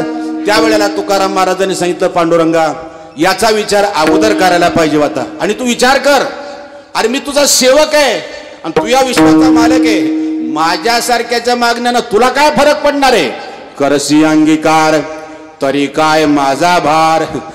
आता मी पुन्हा तोच विषय सांगतोय. आमच्या साहेबांच्या घरी जेवायला गेल्यावर किती सुंदर जेवण, पण मी आल्याबरोबर जर त्यांना म्हटलं असतं अनिल साहेब मला उद्या एक चपाती बांधून द्याल का. अवा कपंगत त्यांच्या घरी झाली. एक चपाती म्हणजे काय बाब आहे का एवढ्या मोठ्या पंक्ती घालणाराला. आता म्हणजे तिथं काही नाही, पण कधी कधी कसं होतं मागणारा मोठा असतो देणारा छोटा असतो, मग तिथं जरा घोटाळा होतो. आज कोण वार आहे. शनिवार आहे. उद्या टुमॉरो इज संडे. उद्या रविवार आहे. मुंबईला रविवारच्या दिवशी मुलांनी आग्रह केला आणि बापाला घेऊन फिरायला गेली. मुंबई बघून आली. संध्याकाळच्याला टी व्ही सुरू केली आणि आई स्वयंपाकाला लागली. आता मुंबईतला स्वयंपाक वेगळा, तुमच्या खेडेगावातला स्वयंपाक वेगळा. अगदी 2-3 माणसाचं कुटुंब असलं तरी 4-5 माणसाचा स्वयंपाक खेड्यापाड्यात होतो, पण मुंबईत मात्र 5 लोक जरी असतील तर 4 लोकांचा स्वयंपाक केला जातो. म्हणजे तोला मोलाने केल्या जातं. ती मुलं पिक्चर बघत आहेत म्हणून आईनं कणिक मळायला सुरुवात केली. आता शहरातल्या चपात्या आणि खेड्यातल्या चपात्या याला फरक आहे. आल्या का लक्षामध्ये. मुंबईतल्या चपातीला फुलकी म्हणतात. फुलकी का म्हणतात. फुकलं की चपाती तिकडं बाई इकडं, इतकी हलकी असती. आणि आपली फेकून मारली ना आट्या गेली एखाद्याला, इतकी भारी असती. मग तिनं अशी कणिक काढली. मुलीला विचारलं बेबी किती चपाती खाणार. ती म्हणली 1. मुलाला विचारलं बंड्या तू किती खाणार. तो म्हणला 1. बंड्याच्या बापाला विचारला तुम्ही किती खाणार. तो म्हणला 1. ती म्हणली तुम्ही तिघही 1-1 खाणार. मग मी कशाला जास्त खाऊ. मी सुद्धा 1च चपाती खाणार. अशी मोजून 4 चपात्याची कणिक मळली. अशी एवढी छोटीशी कणिकीचा गोळा झाला. बघता बघता स्वयंपाक झाला. ताट करणार इतक्यात बेल वाजल्या गेली. आवाज आल्याबरोबर मुलांना सांगितलं थांबा मी बघते कोण आलं तरी. दार उघडलं. कारण मुंबईत कायम दार बंद असतात. फक्त घरी कुणी नसलं तर बाहेरून टाळा आणि कुणी असलं तरी आतून कडी असते. दार बंदच असतं. दार उघडलं तर काय चमत्कार. फेट्यावाला जाड शरीराचा 5 पाचुंदे खाणारा पाहुणा आला. पाचुंदे समजतात का. एका 5 चपातीला 1 पाचुंदा मध्ये ती असा 25 चपात्या खाणारा पाहुणा आला. आणि तो पाहुणा लांबचा नाही, धाकट्या बहिणीचा सक्का सासरा. मुलांना सांगितलं थांबा तिकडे. आता शहरातली मुलं हुशार असतात. ती मुलं जेवत्या ताटारना उठली, तिकडे जाऊन बसली. तिनं ते सगळं झाकून ठेवलं. आलेल्या पाहुण्याचं स्वागत केलं, पाणी दिलं, टावेल हातपाय पुसायला दिला, त्याला बसायला दिलं. सांगितलं मामांजी खेडेगावातनं आलाय, सकाळपासून प्रवास केला असेल, आता तुम्ही थकला असचिला, असं करा चहा पाण्यात वेळ घालवण्यापेक्षा जेवायलाच बसून घ्या. आता हे म्हातारा जुन्यातला असल्यामुळे सांगितलं पोरी बोलतीस ते खरंच आहे. मी सकाळपासून प्रवासात आहे, भूक तर लागलेलीच आहे, पण स्वयंपाक केला का. आता ही मुंबईत जन्माला आलेली असल्यामुळे तिला असं वाटलं चौघाचा स्वयंपाक आणि हे इतकं वयस्कर म्हातारं किती खाणार आहे.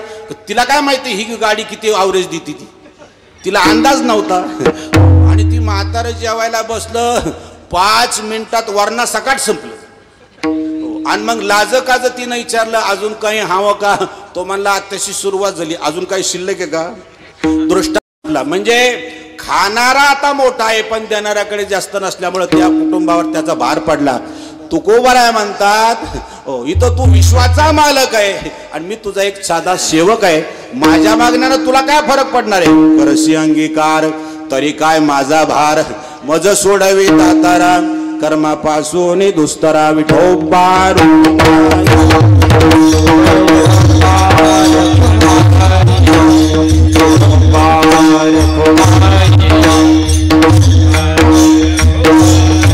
जय जय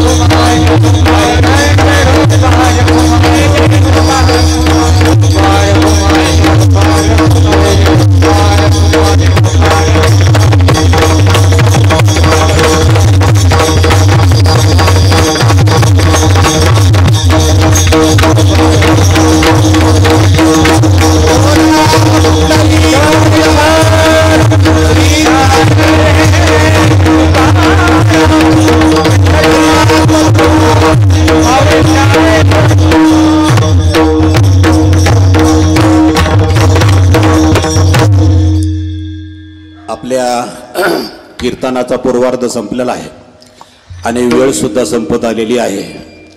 पण मी 1.5 तासापूर्वी तुम्हाला विनंती केली होती की टाळे वाजून भजन करा. टाळकरी टाळ वाजून भजन करत होती. काही पुढची लोक चांगली भजन करत होती, पण मागं मी बघत होती अशी करत होती. जेवायला बसताना असंच करता का? मग कसं काना काना खाता? हे ऐका, हे शरीर म्हणजे एक प्रकारचा टीव्ही आहे. हा टीव्ही तुम्हाला देवानं फुकाट दिलाय, पण लय ताठायचं नाही का? जर तुम्ही देवाचं भजन केलं नाही, हा शरीर रूपी टीव्ही तुम्हाला फुकाट दिलाय, पण त्या टीव्हीला ऑपरेट करायचा रिमोट देवाच्या हातात आहे. म्हणजे शरीरावर सत्ता आपली नाही.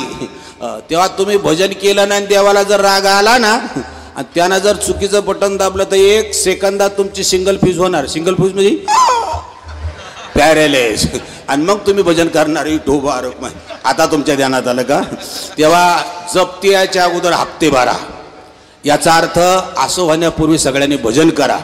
आता डबल भजनात वेळ घालवण्यापेक्षा ज्या वृंदावन मधल्या प्रेमानंद महाराजांचं मी आता 3ऱ्यांदा नाव घेतोय, त्यांचा एक तुम्हाला निरोप आहे.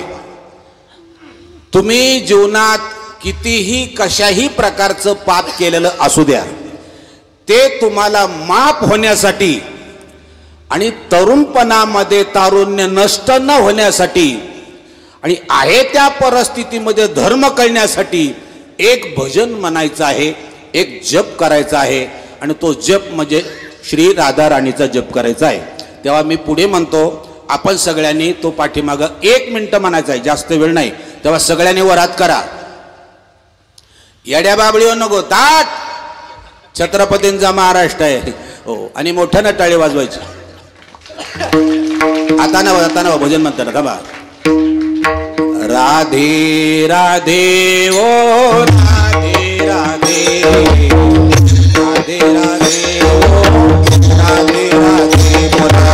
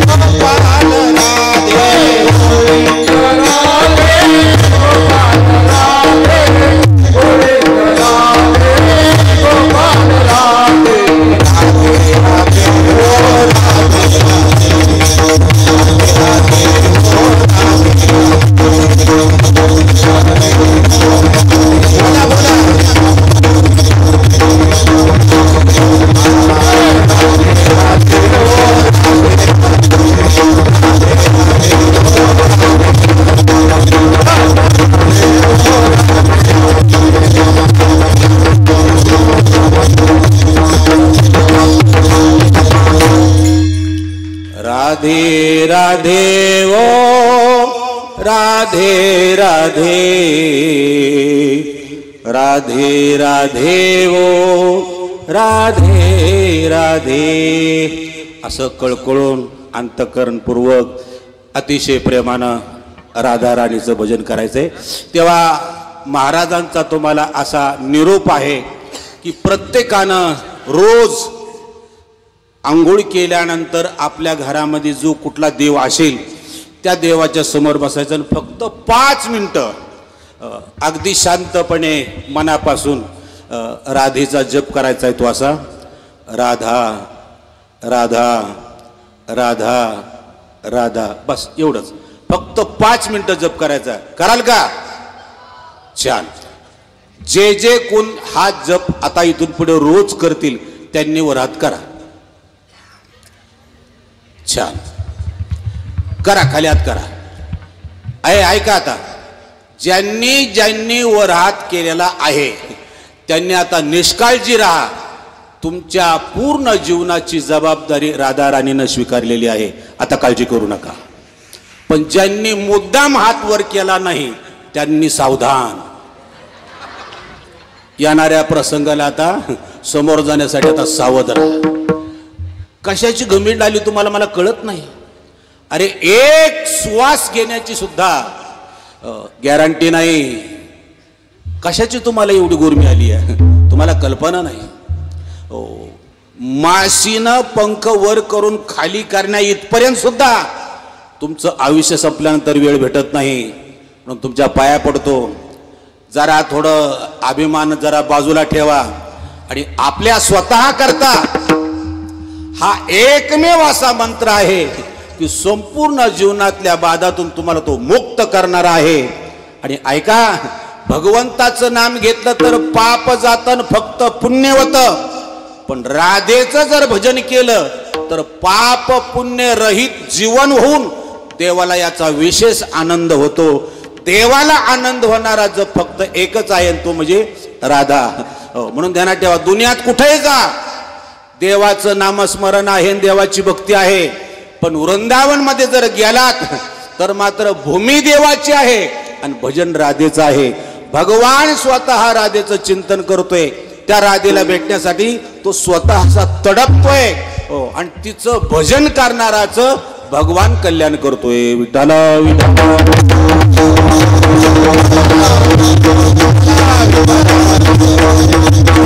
म्हणून गळ्यात माळा असू द्या नसू द्या, जप करताना माळ पाहिजेच असा काही नियम नाही. असलं तरी हरकत नाही, पण नसलं तरी हरकत नाही.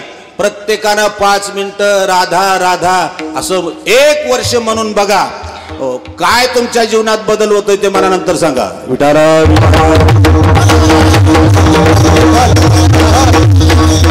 संत तुकाराम महाराज म्हणतात, पांडुरंगा तू धर्माची मूर्ती आहे आणि पाप पुण्य सगळं तुझ्या हातात आहे. तुकोबारायांना या बोलण्यामुळे देवानं सांगितलं तुम्हाला काय हवं आहे. तुकोबाराय म्हणाले, मला कर्मापासून सोडवा. मज सोडावी दातारा कर्मापासून दुस्तरा. पण देव नाराज झाल्यामुळे तुकोबाराने पुन्हा थोडं देवाला समजून सांगितलं, पांडुरंगा अरे मी सेवक आहे, तू विश्वाचा मालक आहे, माझ्या मागण्यानं तुला काय फरक पडणार आहे. आणि एवढं बोलल्यानंतर शेवट तुकाराम महाराज म्हणले, देवा मी एवढा जवळून तुला का बोलतो त्याचं कारण तुझा माझा संबंध असा आहे. मित्रांनो, प्रत्येकाचं प्रत्येकाशी नातं असतंच असं नाही, पण प्रत्येकाला कोणाशी चांगल्या माणसाशी संबंध ठेवता येतात. संबंध जर चांगल्या लोकांशी ठेवले तर जीवन लवकर चांगलं बनण्यासाठी मदत होते. म्हणून तुकोबारा म्हणतात, पांडुरंगा तुझा माझा संबंध असा आहे. कसा आहे तर त्याचं उत्तर महाराज देतात, जीवेच्या जीवना आणि तुका म्हणे नारायणा. पाण्यामध्ये अनेक प्रकारचे प्राणी असतात. खेकडा राहतो, बिटकुळी राहते, कासव राहतं, साप राहतो, त्यात मासाही राहतो. पण एकमेव प्राणी पाण्याशिवाय जगत नाही, त्याचं नाव मासा आहे. खेकडा बिटकुळी कासव पाण्यातून बाहेर निघाला तरी ते काय मरत नाही. पाण्याची गरज सगळ्यांनाच आहे, पण पाण्याशिवाय न जगणारा प्राणी फक्त मासा आहे. जीव जिती जीवना संगे मत्स्या मरण त्या वियोगे. पाणी हे माशाचं जीवन असल्यामुळे मासा पाण्याशिवाय जगत नाही. त्याप्रमाणे तुकोबारा म्हणतात, पांडुरंगा अरे तू आमचं जीवन आहेस. विठ्ठल आमुचे जीवन, आगम निगमाचे स्थान, विठ्ठल सिद्धीचे साधन, विठ्ठल ध्यान विसावा. आता तू आमचं जीवनच असल्यामुळे आम्ही तुला नाही सांगणार तर कोणाला सांगणार. म्हणून प्रार्थना आहे, मज सोडवी दातारा कर्मापासून दुस्तरा. विठाला विठ्ठला.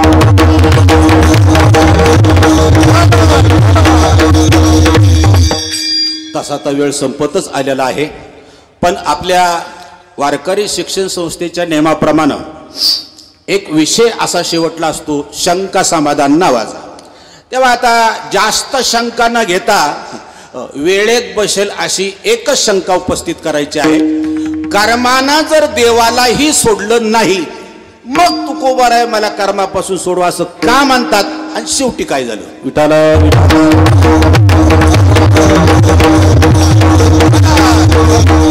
ऐका, कर्मानं देवालाही सोडलं नाही ही गोष्ट खरीच आहे, पण तरी मला कर्मापासून सोडवा असं म्हणण्याची कारण तीन आहेत. प्रत्येक माणसाला तीन गोष्टीची गरज आहे: अन्न, धन आणि मान. अन्न, वस्त्र, निवारा ह्या मूलभूत गरजा आहेत. त्याही पेक्षा अन्न, धन आणि मान या तीन गोष्टी प्रत्येकाला हव्यातच. कारण कलियुग आहे, अन्नाशिवाय माणूस जिवंत राहू शकत नाही, म्हणून अन्न हवंय. दुसरी गोष्ट, आपण माणसाहोत आहोत. माणसाच्या जीवनात जगण्याला किंमत नाही, तुम्ही किती मानानं जगता याला किंमत आहे. कारण अपमानानं जगणं सुद्धा मृत्यू समान आहे. आल्या का लक्षामध्ये? म्हणून मान जास्त महत्वाचा आहे. आणि तुम्हाला सगळ्यांना कल्पना आहे सर, हे कलियुग आहे, याच्यात कलियुगामध्ये मान कोणाला आहे? ज्याच्याकडे धन आहे त्याला मान आहे. धनवंत पुरुषाला लागी सर्व मान्यता ही जगी. पैसा असला की तू कुठल्याही जातीचा असू द्या, कुणीही असू द्या, लोक त्याला चांगलं बोलतात. का? पैसा. म्हणून तुम्ही बघा, नाव काही असू द्या, आप्पासाहेब, काकासाहेब, रावसाहेब, अण्णासाहेब, हे एक्स्ट्रा साहेब का? पैसा. आल्या का लक्षामध्ये? म्हणून एक असं वाक्य आहे, पैसा तेरे तीन नाम, परशा, परसू, परसराम. नाव एक, क्वालिटी तीन. परिस्थिती प्रमाणे तुम्ही बघा, चांगली परिस्थिती असली की माणसं बोलवताना परशुरामजी या. मध्यम परिस्थिती असली तर त्यालाच परसू ये, आणि वाईट परिस्थिती परशा तिकडे. बघा, म्हणजे पैशाप्रमाणे माणसं बोलतात. विठाला विठाला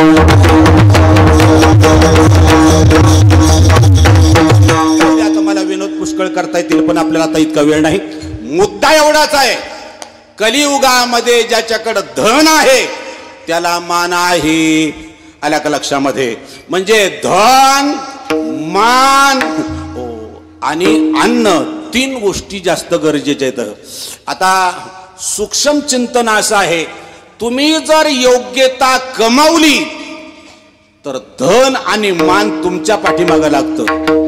पण योग्यता नसताना जर तुम्ही अपेक्षा केली तर अपेक्षा पूर्ण न होता उपेक्षा होती. म्हणजे मान मिळण्याच्या ऐवजी अपमान होतो. आणि कितीतरी लोक अशी खेड्यापाड्यात आहेत, अधिकार नाही पण मानाची लई हाऊस. मानासाठी सारख्या माना पुढं पुढं पुढं पुढं करते ती.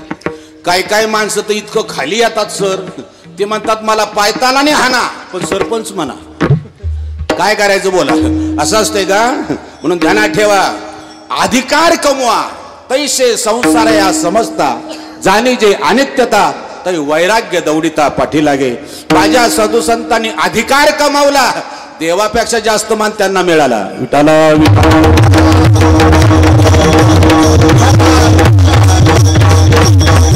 तीन गोष्टीची गरज आहे, पण तिन्ही गोष्टी सगळ्यांना भेटत नाहीत.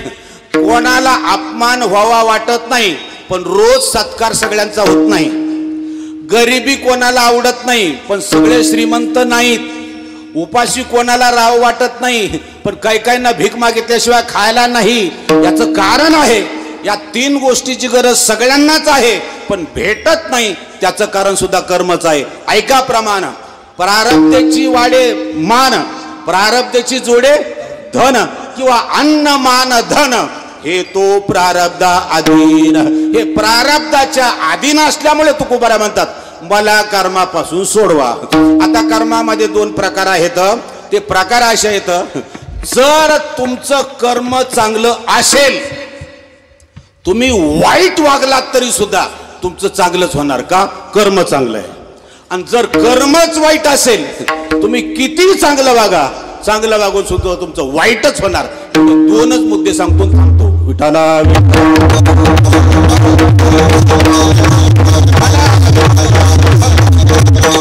हे बघा, मी पुन्हा तुम्हाला विनंती करतो की मी तुमच्याकडे नवीनच आलेलो आहे आणि माझं कीर्तन म्हणजे रेडीमेड कापडाच्या दुकानासारखं आहे.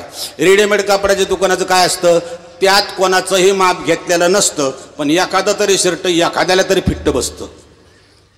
तसं आम्हाला कोणालाच काही म्हणायचं नसतं, पण एखादं तरी वाक्य एखाद्याला तरी फिट्ट बसतं, तेव्हा मनाला लावून घ्यायचं नसतं आणि जास्त बोलणं बरं नसतं. आल्या का लक्षामध्ये? तेव्हा थोडंसं समजून घ्या. एक ब्राह्मण होते, इथं कुणी असेल तर सोडून. आता ही गोष्टीतली ब्राह्मण आहेत. ते गंगेवरती स्नान करायला गेले आणि स्नान केल्यानंतर आचमन करायला, ओम केशवाय नमः, माधवाय नमः, गोविंदाय नमः, नारायणाय नमः, विष्णवे नमः असं आचमन करायला लागले. आचमन करता करता त्या पाण्यामध्ये वाहत वाहत एक भाताचा खरकाटा कण आला आणि काकाच्या पोटात गेला. पोटात भात गेल्यानंतर यांना संशय आला, भात कुठनं आला. बरं, आता तो पोटात गेला का खिशात गेलाय? 2 घोट पाणी प्यावन गप बसावं, पण पोटात भात गेल्यामुळे संशय आला, काय भात कुठनं आला. आता तुम्हाला माहित नाही, संशयासारखं वाईट काही नाही, संशयात्मा विनश्यती. पण त्याला संशय आला, भात कुठनं आला, भात कुठनं आला, भात कुठनं आला असं करता करता त्यानं वर बघितलं, एक बाई भांडे घासत होती. हा म्हणला तिथनं आला. बरं, आता तरी गप बसावं. ते काका त्या बाईकडे तना तना करत गेले, तिला शिवाय द्यायला लागले, बाई तुम्हाला लाज नाही? ती म्हणजे काय झालं? अहो, आम्ही खाली स्नान करतोय, तुम्ही चक्क वर खरकाटे भांडे घासताय, तुमच्या भांड्यातला खरकाटा भात माझ्या पोटात गेला. बाई म्हणली काय झालं? तुमच्या भांड्यातला खरकाटा भात माझ्या पोटात गेला. ती म्हणली लांब न बोला, का मला अडचण आहे. आता किती लांब गेलो? तो म्हटला अयो रामा पाप, बेळगावची भाषा ही, अयो रामा पाप की म्हटला. आता असल्या बाईचा भात खाल्ला, माझ्या पोटात गेला, आता हे पाप कुठं फेडू?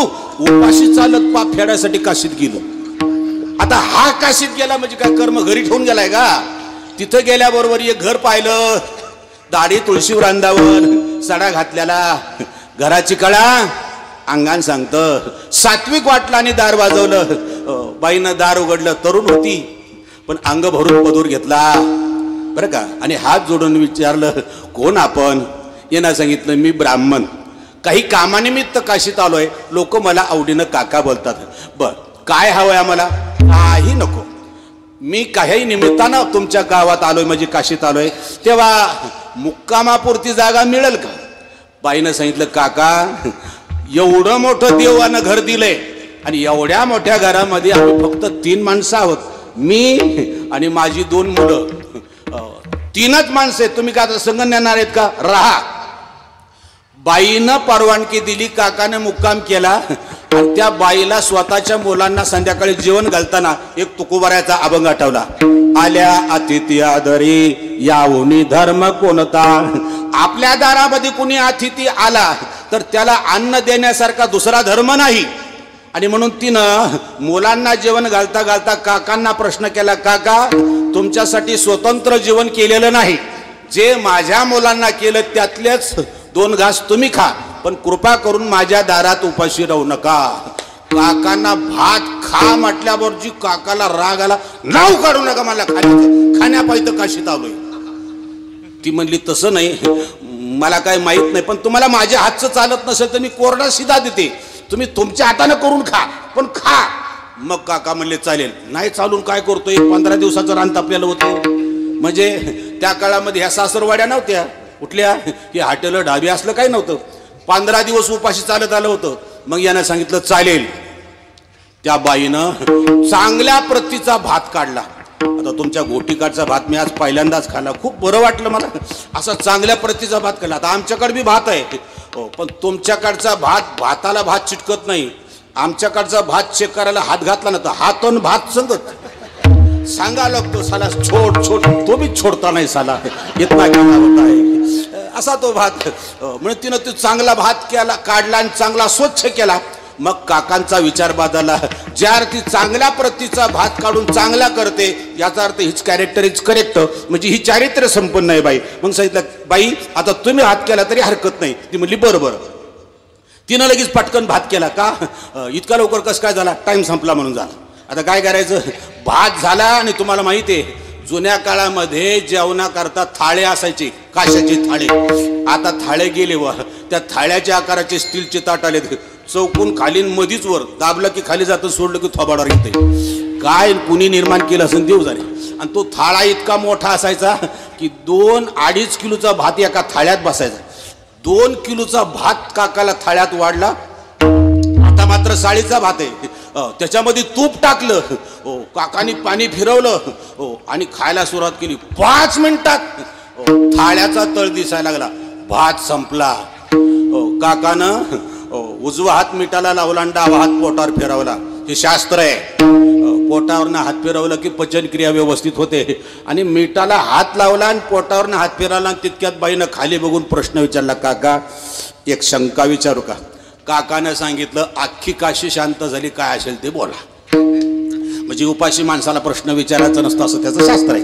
पण काका तृप्त झाले होते, म्हणले काय असेल ते बोला. ती म्हणली तसं नाही, मी गीतेत एक वाक्य ऐकलंय. काय? गहनो कर्मणागती. काका म्हणले वाक्य नाही, श्लोक माझ्या सगळा पाठ आहे, तुझी समस्या सांग. त्यावेळेला त्या बाईनं खाली बघून डोळ्यात पाणी आणून सांगितलं, मला क्षमा करा, मी सुद्धा ब्राह्मणाचीच मुलगी आहे, वडिलाकडचं आडनाव कुलकर्णी आहे. पण कॉलेजच्या शेवटच्या वर्षाला असतानाच माझ्या बापानं माझं लग्न केलं. एका वर्षातच एक मला मुलगा झाला आणि तो मुलगा 2 महिन्याचा असतानाच नवरा ॲक्सिडेंटमध्ये मेला. जन्माला घातलेल्या मुलाला स्वतःच्या पायावर उभा करण्याकरता मी शिकलेली असल्यामुळे मी नोकरीसाठी प्रयत्न केला आणि काका तिथं कर्मानं घाला घातला. काय झालं, एका कंपनीचं मला लेटर आलं आणि मी इंटरव्ह्यू देण्याकरता त्या कंपनीच्या ऑफिसमध्ये गेले आणि तिथं लग्न आपलं नोकरीला लागण्याच्या ऐवजी नोकरी करता आलेल्या लोकांपैकी एकाच्या प्रेमात पडले, पुन्हा रजिस्टर मॅरेज केलं आणि मला त्याच्यापासून दुसरा पोरगा झाला. पण तोच जातीनं मुसलमान असल्यामुळे माझी शंका अशी आहे की मी ब्राह्मणाची आहे म्हणून याची मुंज करू का त्याचा बाप मुसलमान आहे म्हणून सुनता करू. असं ऐकल्याबरोबर जे काकाचं टेम्परेचर चढलं म्हणता, काकानं पंचम स्वरात सांगितलं, स्टॉप इट. तुझ्या प्रश्नाचं उत्तर नंतर, पहिला माझा प्रश्न. कुठला? एक भाताचा कण पोटात गेला तर काशीत आलोय, तुझा 2 किलो भात खाल्ला तर मी कुठं जाऊ? नंबर 2, मी ब्राह्मण आहे म्हणून समाधी घेऊ का तुझं खाल्ल्यामुळं कब्रस्तान बांधून घेऊ? घोटीकर, मला तुम्हाला प्रश्न विचारायचा आहे. 1 किलोला जर काशी, आपलं 1 सीताला काशी, 2 किलोला कुठं? तुझ्या मला फोनवरनं उत्तर सांगा. मला वाटतं काकाने आता काही केलं तरी तू सुटू शकत नाही. दृष्टांत संपला. सिद्धांत आहे का? काका वाईट नाही, पण कर्म चांगलं नसल्यामुळं चांगलं वागून सुद्धा हे जीवन आलेलं आहे. आता उलट करा, माणूस वाईट आहे आणि कर्म चांगलं आहे. वाईट वागून कसं होते ते सांगतो ऐका. विठ्ठला विठ्ठल.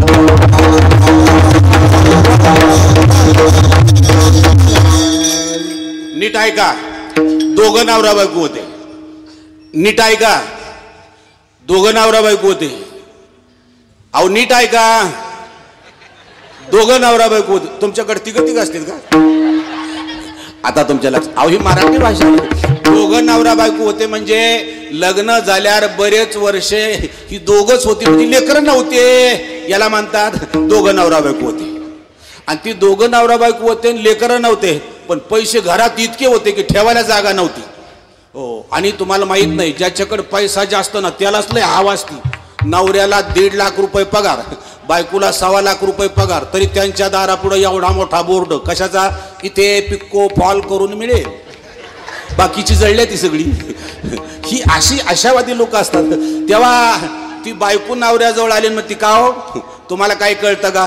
तो म्हणला, हे बघ मला काय कळतं ते तुला चांगलं कळतंय, पटकन सांग काय बोलायचं ते. ती म्हणली काही नाही हो, देवानं एवढं ऐश्वर्य दिलंय, ठेवायला जागा नाही, सप्ताह चाललाय, 61 वर्ष झालेत, एखादा 1 लाख रुपये देऊन टाका देणगी. तो म्हणला काय आपल्या नशिबात ते मला कळत नाही, सप्त्याला 1 लाख रुपये दिले की 2 लाख घरात येतात, अगोदरच पैसे जास्त, काय करावं? बायको म्हणली एक आयडिया आहे. काय? राजाचा काहीतरी गुन्हा करा, म्हणजे तो दंड करेल, त्याला दंड केला की आपण पैसे भरू, त्याला समाधान आपल्याला समाधान. हा म्हणलं ही गोष्ट सोपी आहे. आता राजाचा गुन्हा करायचा म्हणल्यानंतर त्याला काय आता काय विचार करायला लागतो. राजाच्या सभेत गेला, राजा खुर्चीवर बसलेला होता, बिना परमिशनचा आत गेला, पायातला बूट घेतला, राजाला फेकूनच मारला, खाडकन बूट लागला. खेडे गावातला नेमबाज पिढी. राजाला बूट टाड लागल्याबरोबर राजा खुर्चीवरनं खाली पडला, मुकुट छापला. असा राजा घाबरला, कारण पहिल्यांदाच मार खाल्ला होता. आणि तो बुटाडी इतका जोरात लागला की मुकुट छापला. हो, आणि म्हणून तो मुकुट किती छापला म्हणून बघायला गेला तर त्या असणाऱ्या मुकुटातून बोटा एवढा साप निघाला. तोपर्यंत याला याकडे शिपाईना पकडला. हे मूर्खा, राजाला मारतोस? तो म्हणला, ए काय दंड करायची ती करा, मारायचं नाही, पैसे द्यायची तयारी, फक्त मारू नका. इतक्यात राजानं खाली पाहिलं, ती बुटाडानं ती मुकुट छापला होता, पण त्यातून बोटासारखा साप निघाला. राजा तिथूनच वरडला, थांबा, याला मारू नका. यांना जर आता बुटाड मारलं नसतं तर हा मुकुटातला साप मला चावला असता आणि मी मेला असतो. याला 1 लाख रुपये बक्षीस.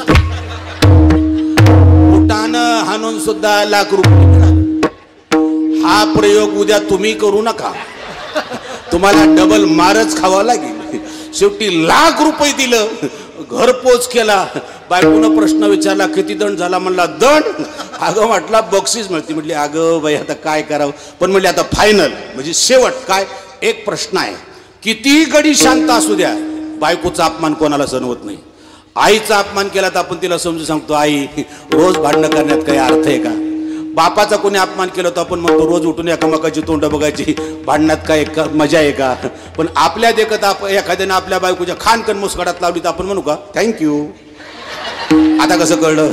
म्हणजे बायकोचा अपमान कोणाला सहन होत नाही. हिनं सांगितलं राजाचा बायकोचा अपमान करा, मग राजा दंड करेल. हा म्हणला, ही गोष्ट सोपी आहे. आता ज्यानं राजाला वाचवलं त्याला कोण अडवणार? हा राजवाड्यातून राणीच्या महालात गेला सकाळी सकाळीच. ती बिचारी राणी आंघोळ करत होती बाथरूम मध्ये. त्यानं विचारलं, राणी कुठे आहे? ती म्हणल्या, बाथरूम मध्ये. निघालं बाथरूम कडे. दाशी म्हणल्या, तिकडे जाऊ नका, ती आंघोळ. तुम्हाला हो बाजूला. दोघी नाही ढकललं, डायरेक्ट बाथरूम मध्ये गेला. तुम्ही डोकं चालू नका, मी सांगतो तेवढंच ऐका.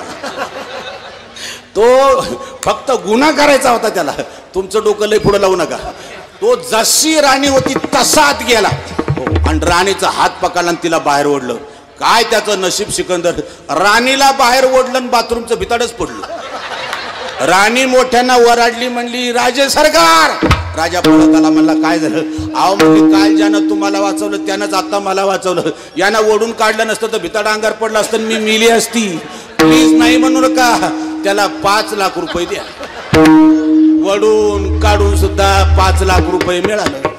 उद्या काकड्याला उठल्यावर हा उद्योग तुम्ही करू नका, माझ्या सहित तुम्हाला ताणून मारतेली.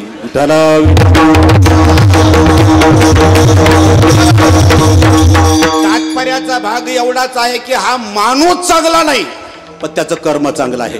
वाईट वागून सुद्धा चांगलं होतंय, त्याचं कारण जीवन हे कर्माधीन आहे. म्हणून तुकोबाऱ्या म्हणतात, पांडुरंगा मला या कर्मापासून सोडव. मग शेवटी काय झालं तर तुकोबाऱ्याने सांगितलं, पांडुरंगा कर्मानं देवालाही सोडलं नाही, पण देवाची जर कृपा झाली तर कर्म शिल्लकच राहत नाही, असं नाथांचं प्रमाण आहे.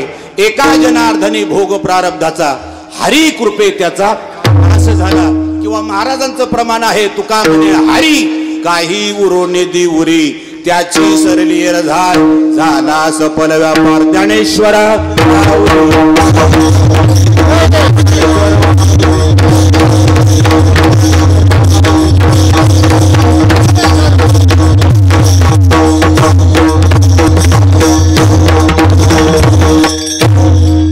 किंबवना तुमचे केले धर्म कीर्तन हे सिद्धी नेले, येत माझी जी उरले पाईक पण. यथामती यथावकाश अभंग घेऊन त्याचं चिंतन सांगायचा प्रयत्न केलेला आहे. मला एक गोष्ट खूप आवडली आणि ती म्हणजे तुम्ही शिस्त पाळली. 3 गोष्टी माझ्याकडून घेऊन जा जीवनात जर मोठं व्हायचं असेल तर, शिस्त, संयम आणि शास्त्र. तुम्ही बघा मोठ्या माणसाच्या अंगी किती शिस्त. ती हत्ती 10 रस्त्यानं जाऊ द्या पायाचा आवाज येत नाही, आणि शेळ्या 2 गल्लीतून जाऊ द्या गल्लीत माती राहत नाही. शिस्त पाहिजे. मला खूप आनंद वाटतोय की एवढ्या मोठ्या कार्यक्रमामध्ये एवढी थंडी असून सुद्धा तुम्ही कुणी उठला नाहीत, खूप बरं वाटलं. आणि सगळ्यात महत्त्वाची गोष्ट म्हणजे तुम्ही झोपला नाहीत, जागे ती सगळी. मी खरंच तुमचं कौतुक करतोय. मी 4 ते 5 प्रकारांना या अभंगाचं चिंतन आपल्या पुढे मांडायचा प्रयत्न केलेला आहे. नीट ऐका. अवघड बोलणं अवघड नसतं, अवघड बोलायला कळणं सोपं नसतं. मी बोलत असताना कितीतरी लोकांची चेहरे बदलत होती या पोरींच्या चेहरे बदलत होती, म्हणजे मी बोलतोय ती त्यांना कळत होतं. ही खूप मोठी गोष्ट आहे हो. काही काही गावात आम्हाला असा अनुभव येतो, कुठलाही विषय कसाही सांगा, नो चेंज द फिगर, चेहराच बदलत नाही, ती अशी बघते ती. असं वाटतं ही बसले का बसावलंय तीच कळत नाही. आला का लक्षामध्ये? पण तुम्ही खूप चांगले जाणकार आहात, म्हणून देव समान सर्व टाळकरी आमचे दोन्ही मृदंगमणी या सगळ्यांना मी धन्यवाद देतो हो. आणि स्पेशल स्पीकरवाल्यासाठी एकदा सगळ्यांनी टाळ्या वाजवा. खूप छान. त्याच्याकडे बघावं सुद्धा लागलं नाही, कारण मी खूप लांबनं प्रवास करून आलो होतो, खूप थकलो होतो, बोलण्यासारखं सुद्धा आता आवाज येत नव्हता. आमच्या महाराजांनी खूप चांगली सुरुवात केल्यामुळे मला थोडं बरं वाटलं. पण खरं तर मला बोलता या स्पीकरवाल्याने केलं बरं का. नाही तर बऱ्याच वेळेला स्पीकरवाल्याला सगळ्यांचा इशारा असतो, ती सगळ्यांचं ऐकून ऐकून तोंडच फिरून बसतं. किती वाढवायचा आवाज, त्याला काय प्रमाण आहे का नाही. आणि तुम्हाला दुसरं सांगायचं म्हणजे एवढी सिस्टीम चांगली आहे हे महत्वाचं नाही, चांगली असून तो स्वतः माणूस इथं जातीनं हजर आहे. तर बऱ्याच वेळेला सप्त्यात असं घडतं, सामान चांगलं सुपारीसाठी असतं, पण ज्याला अक्कल नाही ते तिथं असतं. मालक घरी झोपलेला असतो, त्याला काय बोललं की ते सगळंच बंद करतं आणि घरीच जातं. कोणी कोणासाठी बोलायचं गावासाठी, अशी परिस्थिती. पण तो सुद्धा मनापासून इथं सेवा करतोय हो. आणि मला एक मुद्दा तुमच्या पुढं सांगायचा आहे. शिवाजी महाराजांचं स्वप्न होतं, तरुणांनी पुढं व्हावं, ज्येष्ठांनी मार्गदर्शन करावं आणि गावातलं कार्य विकासाचं हाती घ्यावं. त्या गावाचं कल्याण झाल्याशिवाय राहणार नाही. या सप्ताहाच्या निमित्तानं गावातली असणारी ही सर्व तरुण तडफदार मंडळी आज पुढे आहेत, ज्येष्ठ मंडळी त्यांना मार्गदर्शन करत आहेत. आणि उत्कृष्ट 61 वर्षाचा हा सप्ताह इतका असा प्रभावीपणानं चालू आहे. हे छत्रपतीचं स्वप्न या रूपानं गावामध्ये साकार होत आहे. म्हणून आपल्या सगळ्या मंडळांना मी धन्यवाद देतो. पुन्हा गमनायचं, पुन्हा राहिलेला विषय पुन्हा कधीतरी सांगूया. ज्या तुकोबाराने हा अभंग दिला, 1 मिनिट त्यांचं भजन करा. तुकाराम